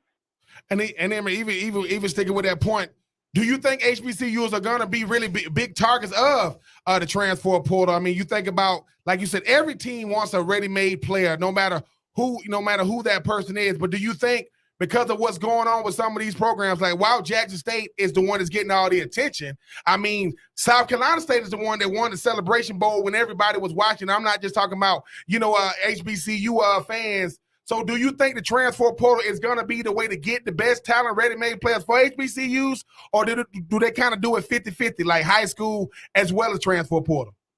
I'm so glad you brought up South Carolina State, because you think about the team that has had more HBCU players drafted in the last 5 years. It's been South Carolina State. You have multiple guys going to the Senior Bowl. Darius Leonard, you had Alex Taylor, the tackle. This past season, you had Jacoby Durant at the Shrine Bowl. You had Javon Hargrave a couple of years ago at the Shrine Bowl and Senior Bowl. All of those guys, except Alex Taylor, were drafted. So if I'm a guy sitting in the transfer portal, a defensive player, I'm like, I'm going to South Carolina State because clearly Buddy Pugh knows how to get guys developed and drafted. I still feel like for HBCU programs, it's always going to be about the development. And if they can grab the high school player, I still feel like that's the route to go. So you look at maybe 70% high school, 30% transfer portal. And if you're going to hit the transfer portal for a player, if you're an HBCU program, I think you have to go quarterback.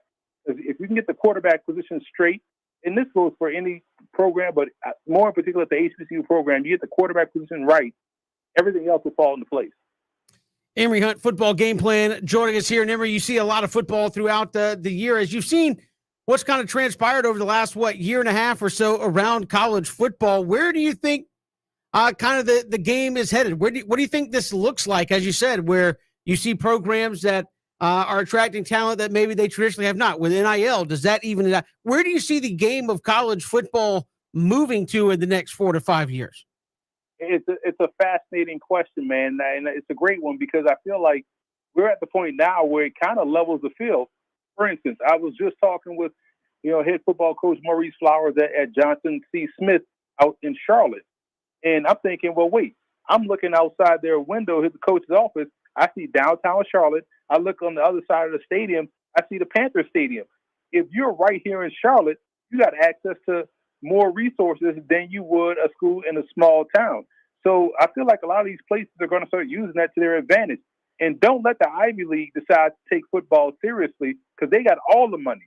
You know what I'm saying? So, and I jokingly said this on Twitter. I know everyone was kind of frustrated about, what Nick Saban said about Jimbo Fisher and Texas A&M.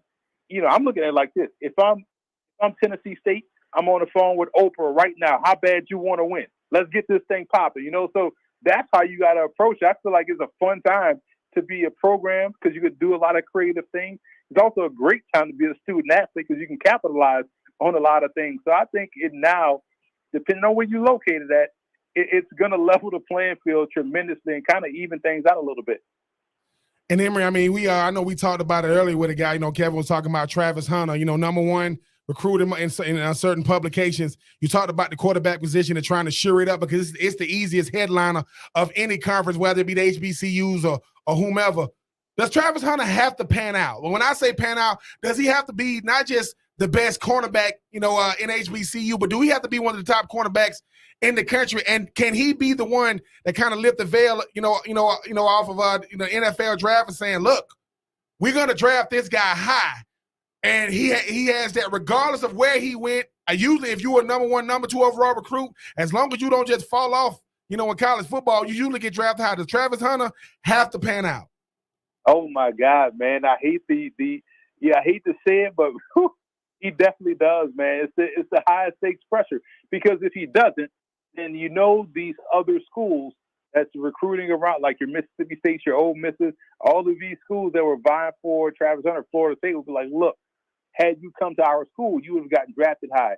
and they would use that as a recruiting tool. So even though they're not saying it, you're dead on. They have to make sure this particular kid pans out and becomes a first-round draft pick, if not a second-round draft pick. He has to be an All-American as a receiver or a corner or as a returner, has to be in a high-profile All-Star game, has to tear up the combine.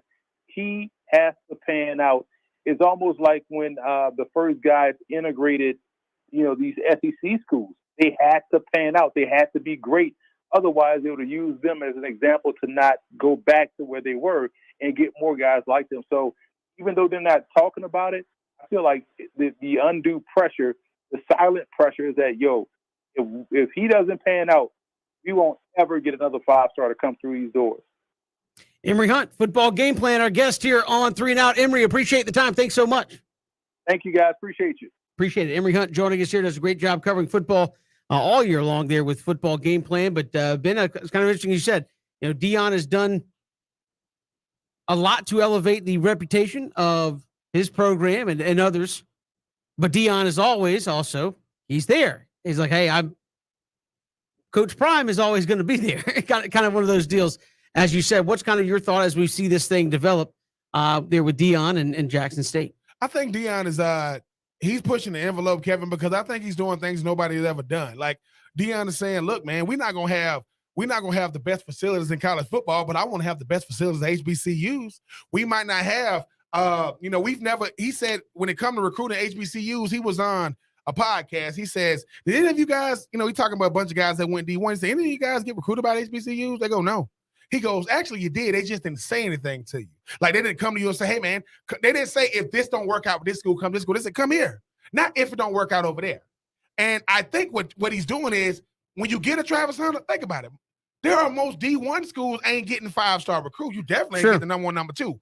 But this is the thing about Deion. Deion knows that, look, man, I've been on brand since I came out of Florida State. Since I said that, if Detroit draft me, I'm a charge so much money, they're going to have to put me on layaway. I mean, we've been calling him, he went from prime to player to coach prime, right? But he's also keeping the attention. Like he goes, look, man, I told Sports Illustrated, man, why ain't y'all got no HBCU on the front? Well, you think you should be on the front? Yeah. I think he asked the questions that other teams, like you mentioned, when Emory said TSU, you know who went to TSU? Oprah. Eddie George, future Hall of Famer. Call Oprah. Get it cut. Hey, man, you want to win? This is how you win. And I think that what he's doing is he's saying, look, before you can do anything, you got to boost the profile. If you want to sell your house, you're going to have to do some things to it. Probably have to paint the inside. Probably have to get new carpeting. Probably have to get new appliances. Why? Because I'm trying to appeal to the consumer. Well, if you ain't appealing if you ain't appealing to these alumni, to these boosters, it's going to stay the way it is. Now, you would think Jackson State did not win the Celebration Bowl. They got beat up on by South Carolina State. But guess what? South Carolina State had a moment. Jackson State has everything else. Man, we getting the players. Well, listen, we getting the prestige. We getting the attention. We getting the exposure. And Deion said, look, I'm using what I got. I'm a former Hall of Famer. I'm the greatest, I'm the greatest cornerback to ever play. I got an instant brand. I'm known more in college rankings. Most college coaches walk in the building, unless they top SEC coaches or Dabo Swinney or maybe like a Lincoln Riley, you don't know him. And you go, oh, there go Deion Sanders. So I just think he's using what he has. And hey, man, until everybody else step up to the plate and do that, man, you're gonna be following suit. And we've got more to come here on 3 Out Home Team. Brandon Leak will join us coming up final hours. The Braves 11-game win streak. We'll get to him coming up in hour 3. It is 3 and Out on the Southern Pigskin Radio Network.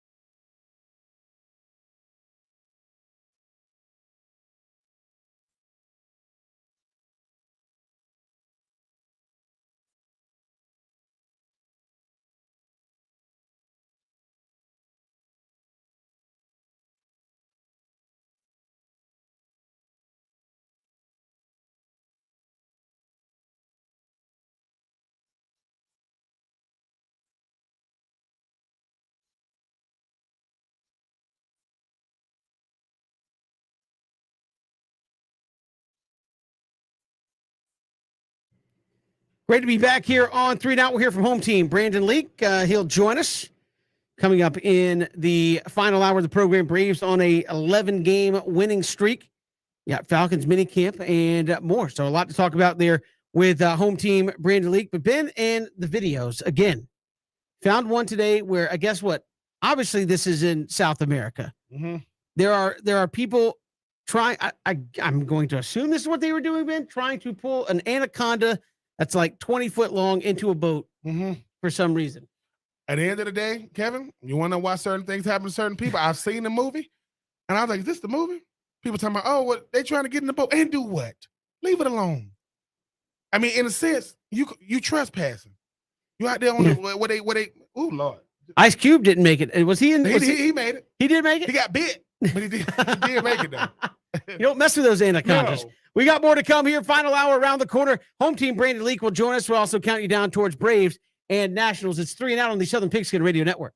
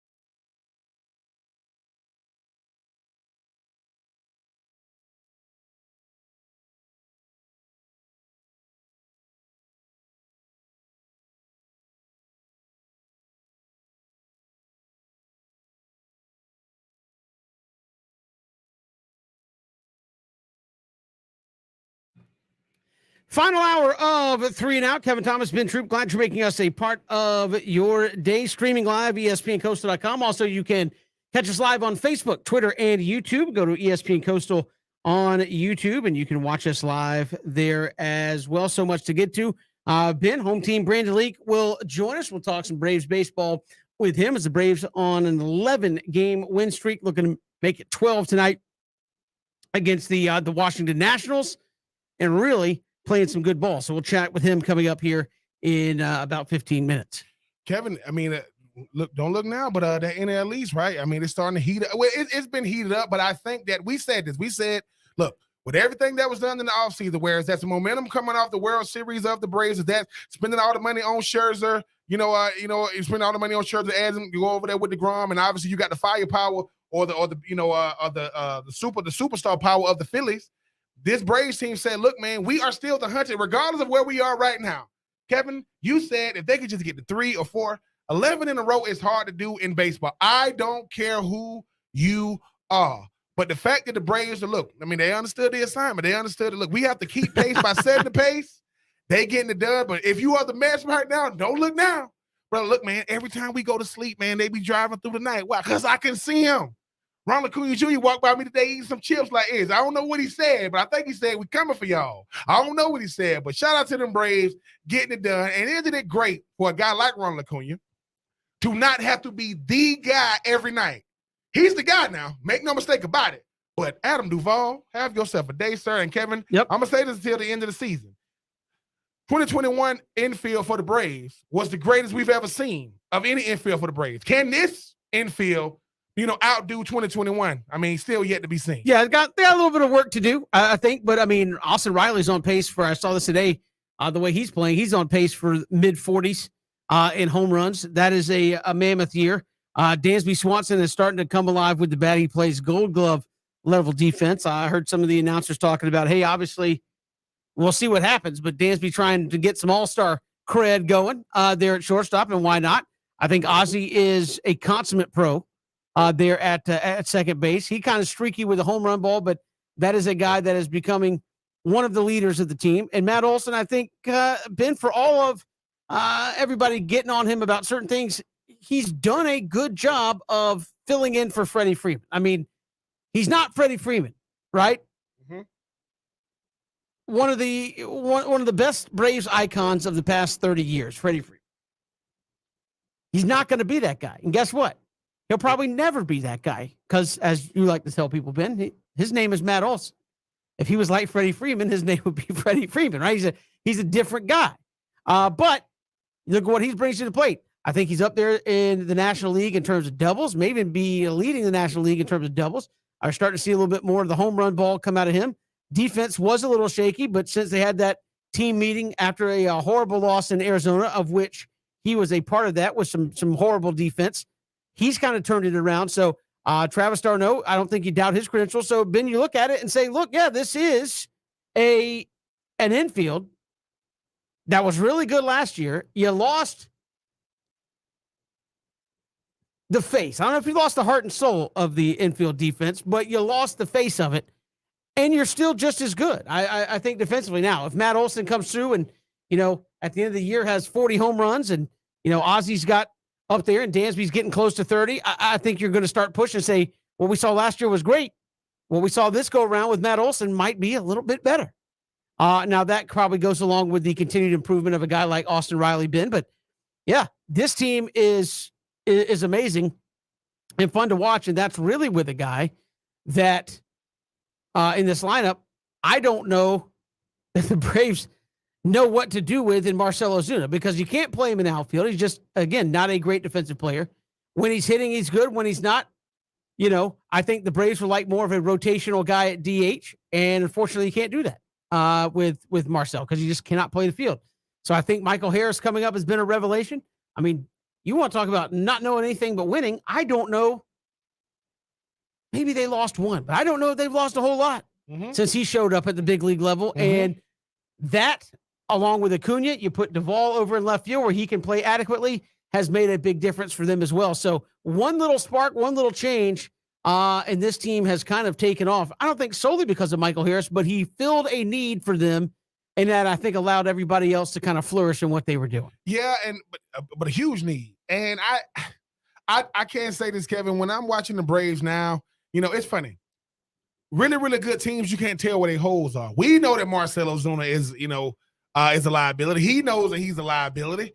But I think the thing about him is he makes so much money. I said, well, look, man, I mean, he's warranted the money. And for him to even still be a Brave, like the Braves have overcome so much stuff. Like two things we don't even talk about because how well the Braves are playing, right? Number one, Marcell Ozuna was people saying, well, is he even going to be on the Braves in 2022? Got past that. We ain't even talking about Mike Soroka.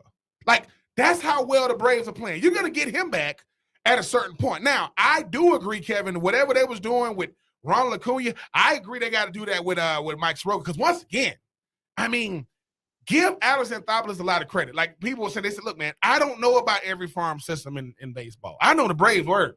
I know the Braves know when to call. Because it's bigger than just recruiting guys or, having big prospects. When do you call them up? I don't know if there's a good time. Michael Harris is looking around saying, dude, I mean, I'm looking at center field like, I could definitely help. And obviously, Kevin, it's something you said about Michael Harris is, do you not send him back down? Like, do you not? I'm not. I mean, because like you said, it's like Michael Harris knows this. Whatever he gives you. I mean, I'm not telling him that. No. But no, I mean, no. Yeah. But now, if you snitch, you got to play the mind games of, hey man, I'm gonna need you to have better play because the thing about pros that people don't get is you always got to push that button a little bit because you always got to let them know. Now, it's like this. What Snitch says about Michael Harris at home, he can't say it in person. Like, he's like, listen, I need better plate appearance. All right, coach, my bad. Oh my God, did you see that catch today? Yeah. But so it's kind of like that, but he's so special defensively. Like I said, if Andrew Jones said you a good center fielder, you're a good center fielder. That's it. Andrew Jones just happened to be in the house. I mean, Michael Harris, he's slapping the ball in his freaking glove. That one he ran down. I mean, he had to get on his wheels. He had to really stretch out. Andrew Jones was like, whoa, he got to that? And he caught it. It's loving the addition, and he's 21 years young. So all I'm saying is right now, Kevin, when you think about this Braves team and what they're doing, they're controlling what they can control. They're building the confidence. Listen, it takes talent to beat bad teams. It takes confidence to beat good teams. I mean, I think outside of d'Arnaud and Duvall, the entire starting lineup is sub 30. Them boys, they got a lot. I mean, I'm just saying that young boys making that cheese. They have done a good job of constructing that roster. Incredible job. And once again, I give Snit a lot of credit. Snit goes, put it all on me, right? You don't know if Snit happy or sad. His facial expression is pretty much the same, no matter what. But what they're doing, Kevin, is they're saying, look, we're making sure the rest of the division knows we're not going anywhere. If you the NL East and the Braves aren't contending, it seems a little off. But now they are contending. The Phillies are like, hey, man, I know the Braves trying to catch the Mets. We trying to keep pace with the Braves before we even think about the Mets. But 5.5 games out, controlling what they can control. Kevin, the bats seem to be on fire. I mean, so much so you ain't even really worried about what Marcell is or isn't in the outfield. Matt Olson, like you mentioned, is coming around. Austin Riley, dude, people was thinking, dude, okay, you had an MVP type season. How do you? I'm prefacing this now. What Aaron Judge is for the Yankees, I'm trying to tell you, I'm not saying Austin Riley is Aaron Judge. Careful. Calm down. But he can mash. He can. And Kevin, we was thinking, is he just going to be a masher and not be? But dude, he really, really solid defense. But if he get a hold of it, if he get a hold of that thing, oh, it's out of here. And Ronald Acuna Jr., what can you say that haven't been said? I mean, he can be as good as he want to be. He hitting home runs, look like he's slashing at the ball, still going. This kid is amazing. But listen, but Ozzy, keep doing what you do. Because Ozzy go, look, man, I know y'all want to make jokes with a little low high fives or whatever, but call me Mr. That was pretty good. But call me Mr. Grand Slam, but don't call me at all. If you missed it, that was funny. Like they had the post-game handshake on, and Travis d'Arnaud's high-fiving everybody, and he gets to Ozzy and squats down. He's like, hey, little buddy. Gives him a high five and stand back. But as you said, Ben, that's a sign of a good clubhouse that they could do that kind of stuff. Don't take it. Listen, everything is better when you win. The jokes are funnier, I mean, everything is. But when you lose it, so y'all didn't tell any funny jokes in Tennessee then. Huh? Oh my God, man, we that's all we had. We might as well laugh, right? I mean, we used to come back on. Listen. I'm not gonna say what they were drinking, but when we used to come back for away games, just say, I was sober. the pilot was sober, the co-pilot was sober, the stewardess was sober, and that's all I can speak for. I can't really speak for nobody else. And yes, we did travel with the news people. So they in the back going, we got to cover y'all.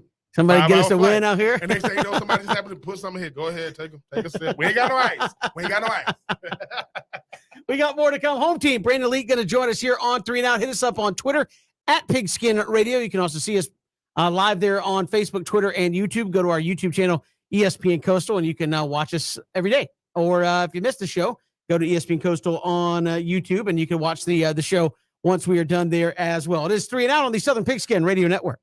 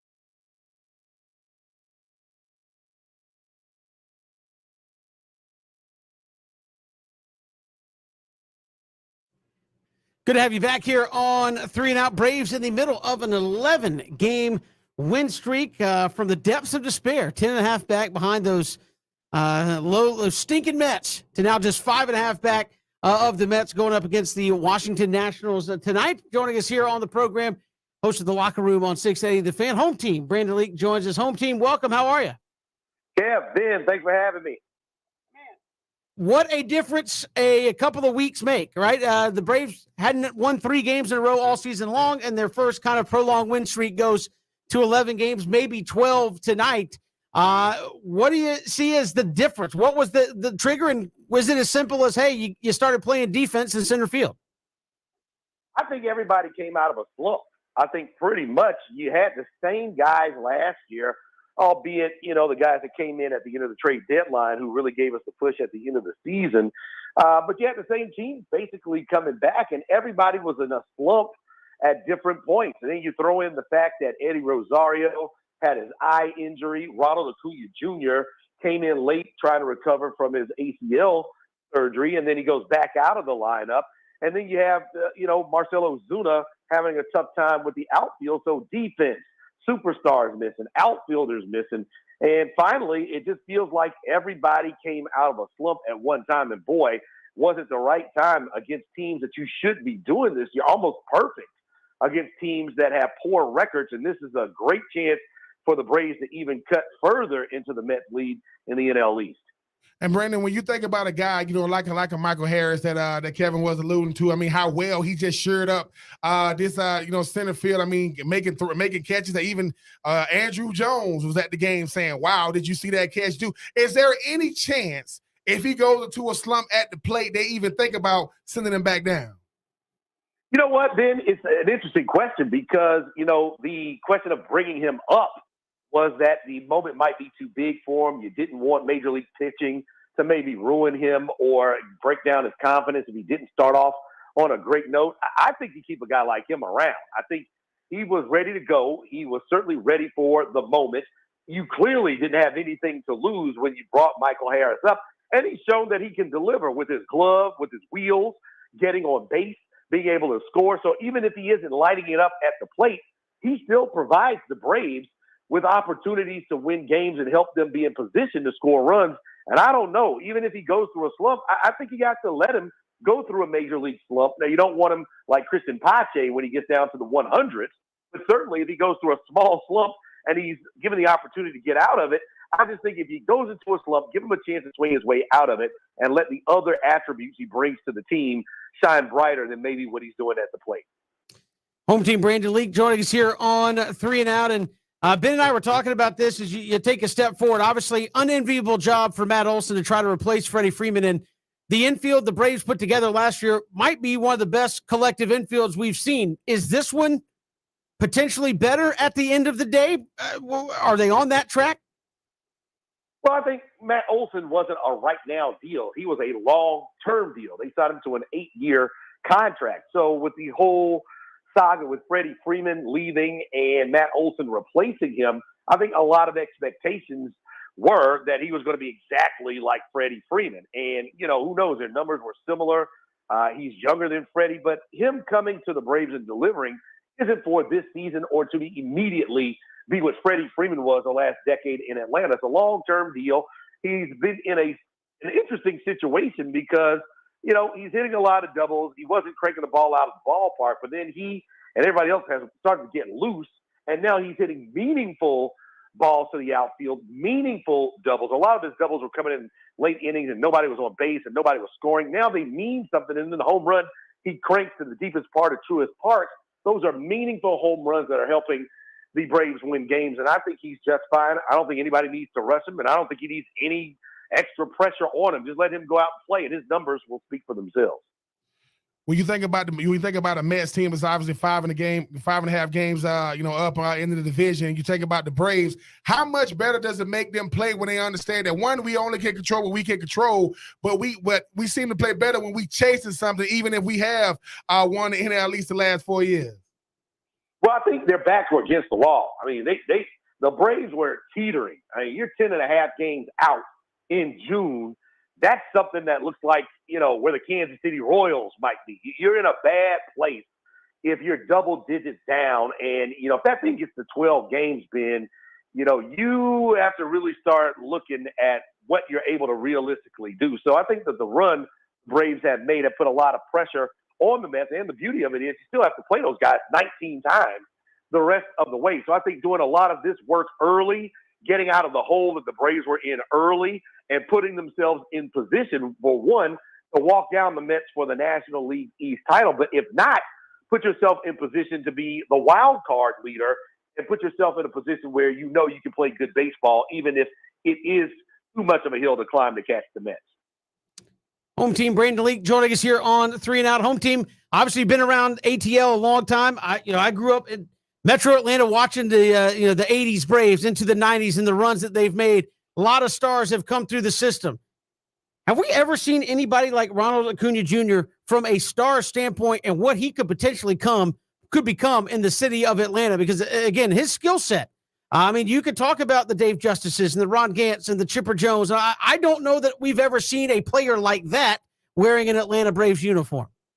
No. When you talk about the way the Braves do things, you have had great players throughout the annals of Braves history, but this guy in this era, and that's where media attention is on you 24/7. Viral videos, people all over the country immediately can see what you're doing. His smile, his infectiousness, and his sauce. He plays the game a little bit differently than baseball has been played forever. He's the guy that's taking the Euro step around third when he hits the home run. He's the guy looking, into his dugout when he hits a big home run. So, helping to change the game and at the same time be on the forefront of players who are always looked at and scrutinized. Yeah, he could be unique because of the style of play and the style of delivering that he's able to deliver on a regular basis. And even sticking with that, Brandon, isn't he the exception though? Like everybody, I get it. Baseball traditionalists, they don't want you staring down at the pitcher. They don't want you bat flipping. They want you to act like you've been here before. But to every rule, there is an exception. Deion Sanders was the exception with how well he played when he played, not even in Atlanta, but the DB position. When you think about a guy, like a LeBron and what he brings to the table, he does it a little bit different, even though he is one of the best to ever do it. Ronald Acuna Jr. is not American. How much bigger do you think his star would be if obviously he was American from a standpoint of being able to speak English? And because obviously he's still resonating, doing the ice tray, doing the LeBron, doing the sidestep, doing the stir it up. I know you talked about what he brings to the table, but the fact that he's doing it and he can't even speak English, which I know he's speaking a little bit more though. I've seen some of these post-game press conferences. I mean, how great do you think this guy's going to end up being when it's all said and done? Yeah, I think he is a guy who could be special if he keeps this up, and especially the way he's fought through injury early. I think that shows you he's not somebody who's a malingerer or a prima donna. And I think the other thing is, look, nobody likes a jerk. Nobody likes a jerk. There's nothing that says jerk about Ronald Acuna Jr. When he's celebrating, when he's bat flipping, when he's holding a bat, when he's doing the LeBron, when he's doing the ice tray, he's looking into his dugout and celebrating with his teammates. He's not showing up or taunting the other team or the other pitcher that gave it up. And the, proverbial, if you don't like it, then get him out or walk him, is the way I feel about it. And I don't think he's doing anything that's disrespectful to the game. I think what it is going to do is change the culture and the mindset of baseball. And I think as time goes on, we're going to see a lot more celebrations. As far as his ability to be one of the all-timers, I think if he spoke English a little bit more, it would make him a little bit more accessible, to late night TV shows and that kind of thing, where he gets, mega fast stage, a platform to be, an ambassador for the Braves. But I think it also goes to show you don't have to speak English if you let your bat, your play, your clubhouse demeanor, how you are walking around the city, how you treat fans speak for you. And overall, people want to see people they believe in, give them hope, and give them a good product when they go see play. So Ronald Acuna Jr., is going to be a special player. And I think the only thing you have to be concerned with him now, after everything he's shown, is just health. Can he stay healthy? Can he play a lot of games and a lot of seasons to come. I think that's the only question that Ronald Acuna Jr. has to answer. Yeah, and just one more follow up to that end, where you said, hey, he's not a guy that comes across like a jerk at home team. How many guys in his position, his stature in the game, his flair for the game would have, to use Ben's terminology, been out at the mound diving on somebody as much as he gets hit, especially as much as he's been hit by one team, yet he's managed to kind of keep that in perspective too and just kind of roll with it for the most part.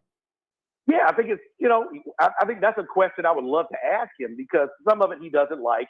He does crowd the plate a little bit, but, there's been a double whammy with that. One, the Braves haven't retaliated when he is hit and beamed at the plate. The other thing is he hasn't run out to the mound. If you really have a problem with a guy in baseball, it's only 60 feet, 6 inches for you guys to have a conversation about it and figure out what you want to do. So he isn't a guy that charges the mound. He isn't a guy who, again, I think comes across as a prima donna. He plays the game hard. He just plays with a lot of energy and a lot of sauce, and some people don't like it. And the problem is they're going to have to continue to not like it, because I don't think there's anything people can do to stop this guy, as he has clearly shown he is one of the best baseball players in the game right now.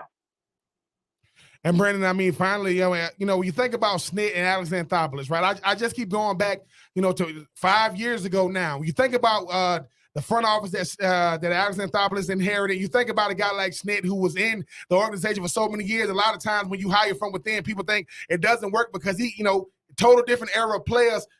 Has anybody been as successful as this pair has been, especially when a team like Atlanta that has to deal with the Dodgers, they got to deal with Houston, they got to deal with the Yankees, they got to deal, with the Mets and the Phillies and the Nats, but yet they 4 for 4 as far as like the NL East, defending World Series champs. Has anybody been as successful as this duo has been? How many times do you get burned? That's what you look at. The Braves have only been burned a couple of times, and really it wasn't Alex Anthopoulos' fault. I mean, Cole Hamels came in couple of years ago, and clearly it was over, and he took the money and he wasn't physically able to do it.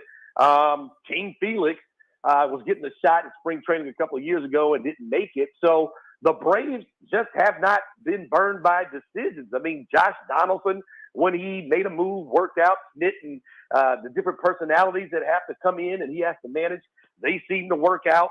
Whatever's working on with Marcell Ozuna and his off-the-field issues, they've been able to get over that.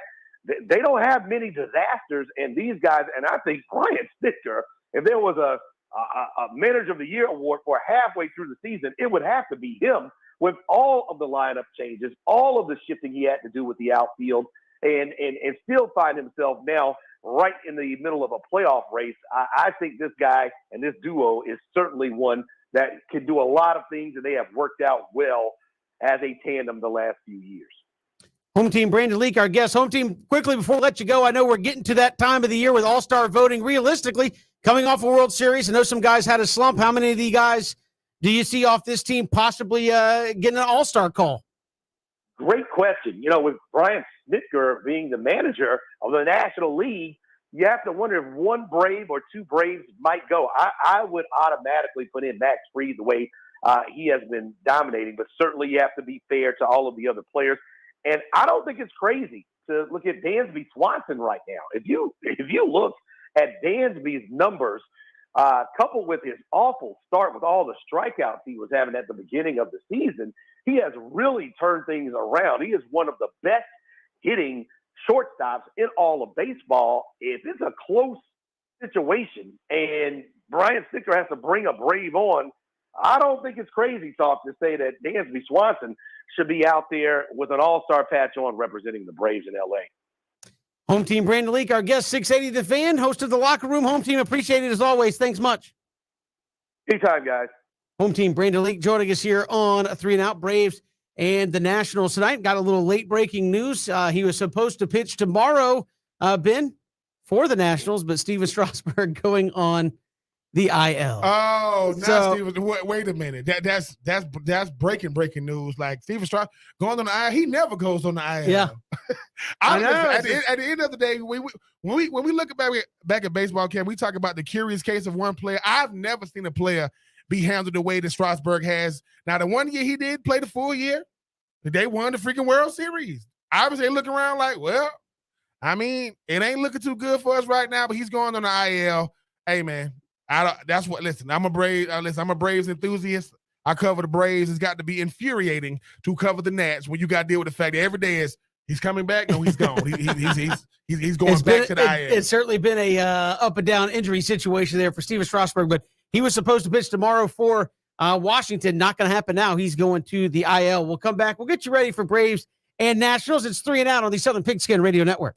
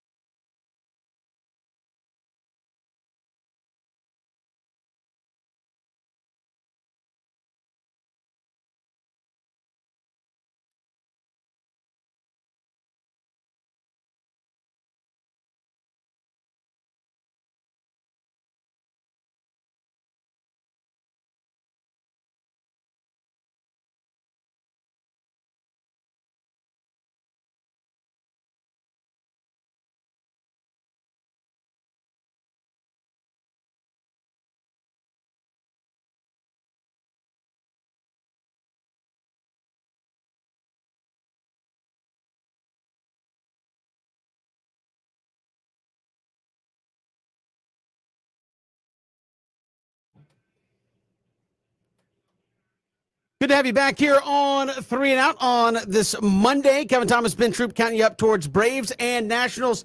Ian Anderson, Josiah Gray, your pitching matchup tonight, coming up here in just a couple of minutes. So we'll have it for you 5:50 with the pregame coverage coming up here this evening. NBA Finals Game 5 tonight as well. Ben Troop, our good buddy AC, is back to tell us quickly, and I do mean quickly, about the NBA Finals. What's up, AC? Good afternoon. Well, I'll make it quick for you guys. If the Boston Celtics loses tonight, do you think the season's pretty much over? Let me get your reaction. Thank you so much for taking my call. Oh, that was quick. Hey, that was quick. He got in, he got out. No, takes. I meant quickly in the way he talks, not necessarily in the. But no, I do. I mean, if Boston wins, you think it's over? Well, if whoever wins game 5 now, I think it's over either way. If Golden State wins tonight, I think they get to celebrate in the Garden. When they go back to Boston, if Boston wins, because I think what it is, Kevin, the problem is now it's always gone. One win, to another team, one team and another team. Now is Boston ready for the moment? Because Kevin, remember, see how like we kept saying Golden State has been here before. This is what their 6th finals appearance. Steph Curry is trying to get trying to win the fourth ring. Tatum, Smart, Brown. If you want to go to iconic status, you win for Boston. Now, I know LA fans don't want to hear that because I think Boston and LA kind of going neck and neck with them titles. But, yes, Kevin, if Golden State finds a way to get a big dub in San Francisco, in the Chase Arena, I think that all the pressure, because the thing is this, if Steph Curry gave us 43 points, went off shoulder, vintage Steph, but young legs versus that veteran leadership of a Steph Curry, that veteran, that tenacity of Draymond. If the Celtics can match the energy in that arena of Draymond, of those fans, of the moment, I think Boston got a good shot. But Kevin, ain't finna be no comebacks tonight. I'm tired of team up by 15, end up losing by 10, team down by 10, end up winning by 14. I think that if Boston can withstand the onslaught that is coming from the Warriors, they got a shot. But if Steph Curry with the shot show what he did, ooh Lord, if he looks like he did in Game 5 and like he did in Game 4 and Game 5, it is going to be lights out for them Celtics. But that's why we watch. For everybody that thought this was going to be a pushover, you better guess again. 2-2. I mean, listen, me personally, I hope it goes 7. Because the Game 7, it really don't matter, even though it will be back in San Francisco. Well, I mean, Boston already has the empty banner right on the back of the shirt. Remember that? Kevin, you said it. I was like, hey, we may not be back. Listen, Kevin was operations manager for a day in Boston. No, I was like, nah, that's bad karma. Kevin goes in and go, what is this? Didn't I tell y'all? You don't do stuff like and then they go, how many's out? We've already put them all out. Every seat. That's just bad karma in my estimation. Why would you put a shirt out and say, "Hey, we got one more"? I get it, but we don't believe in curses. We don't believe in I don't believe in but karma is a thing. Curses, no, with a C. Karma, K. Yes, we do. No, but see, but karma, there's a difference. Uh-huh. A curse is not real; it's made up. Karma is something. It's like, look, good and bad karma follow you around. I don't know how to define all that, but look, if you go out there saying we're chalking up that we got a banner left to do, that usually doesn't go well, right? Finish the game. Then we can talk about, we have to go Tennessee baseball. We the bad boys on the block. Mm-hmm. Hey, we just won. We're going to flip you off round on the bases. We're going to argue. We're going to do that. Karma came around. Ain't no fun when the rabbit got the gun. I'm just saying it ain't. It ain't. I'm just saying there is karma. Listen, finish the game. No. Finish the race. Yeah. Because the tortoise and the hare situation. All I'm saying is this. In the Super Bowl, Aaron Donald was just playing regular. Nobody's bothering him. He hits Joe Burrow out of bounds, and the worst offensive line to ever play the Super Bowl started pushing him on the sideline.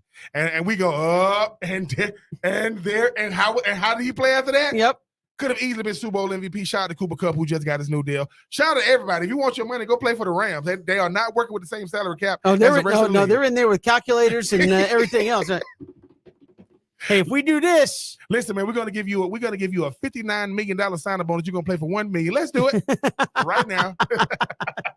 Hey, however you make the math work out, I guess is how we make the math work out. So yeah, we got Game 5 in the NBA tonight. Boston and Golden State. I don't think if you're Boston, it ain't over till you get 4 wins. You ain't lying. Don't play with them. Again, if you were playing somebody else other than a team that had recently been in a bunch of these and won a bunch of these, I would say, okay, maybe you kick a team and they get down to themselves and you can put them away. It ain't over against a team like Golden State till you got 4 wins. The end. I mean, that's all. So Boston wins tonight. You still got to get one more. You still got to get one more. You want to be great. Beat one of the best dynasties in basketball. Like I said about the Golden State Warriors, they didn't have much of a legacy before Steph and company got there. Had about what, Chris Mullin and Chris Mullin and Tim Hardaway, That's right. with the killer crossover and all. But now, Kevin, now it's like, look, somebody's saying Steph Curry is the LeBron of his era. If he gets to 4, hey man, people thought he was done. Yeah. And all I'm saying is 30-some years old versus a bunch of 20-some year olds. We'll see what happens. Yeah. And again, maybe the young legs win out at the end. Appreciate home team Brandon Leak joining us here this hour. Also, Emory Hunt, football game plan, joined us back in hour number 2. If you missed any of the show, ESPNCoastal.com, Apple Podcasts, Spotify, go to our YouTube channel, ESPN Coastal. You can catch the show there as well. Braves and Nats going for 12 in a row tonight, Ben. Ian Anderson going to get the guy that takes the ball against Josiah Gray, 6-4 for Washington. We'll talk about it tomorrow. Good, bad, or hopefully we're talking about 12 in a row when we join tomorrow. It's 3 and Out, Southern Pigskin Radio Network. Braves coming up next.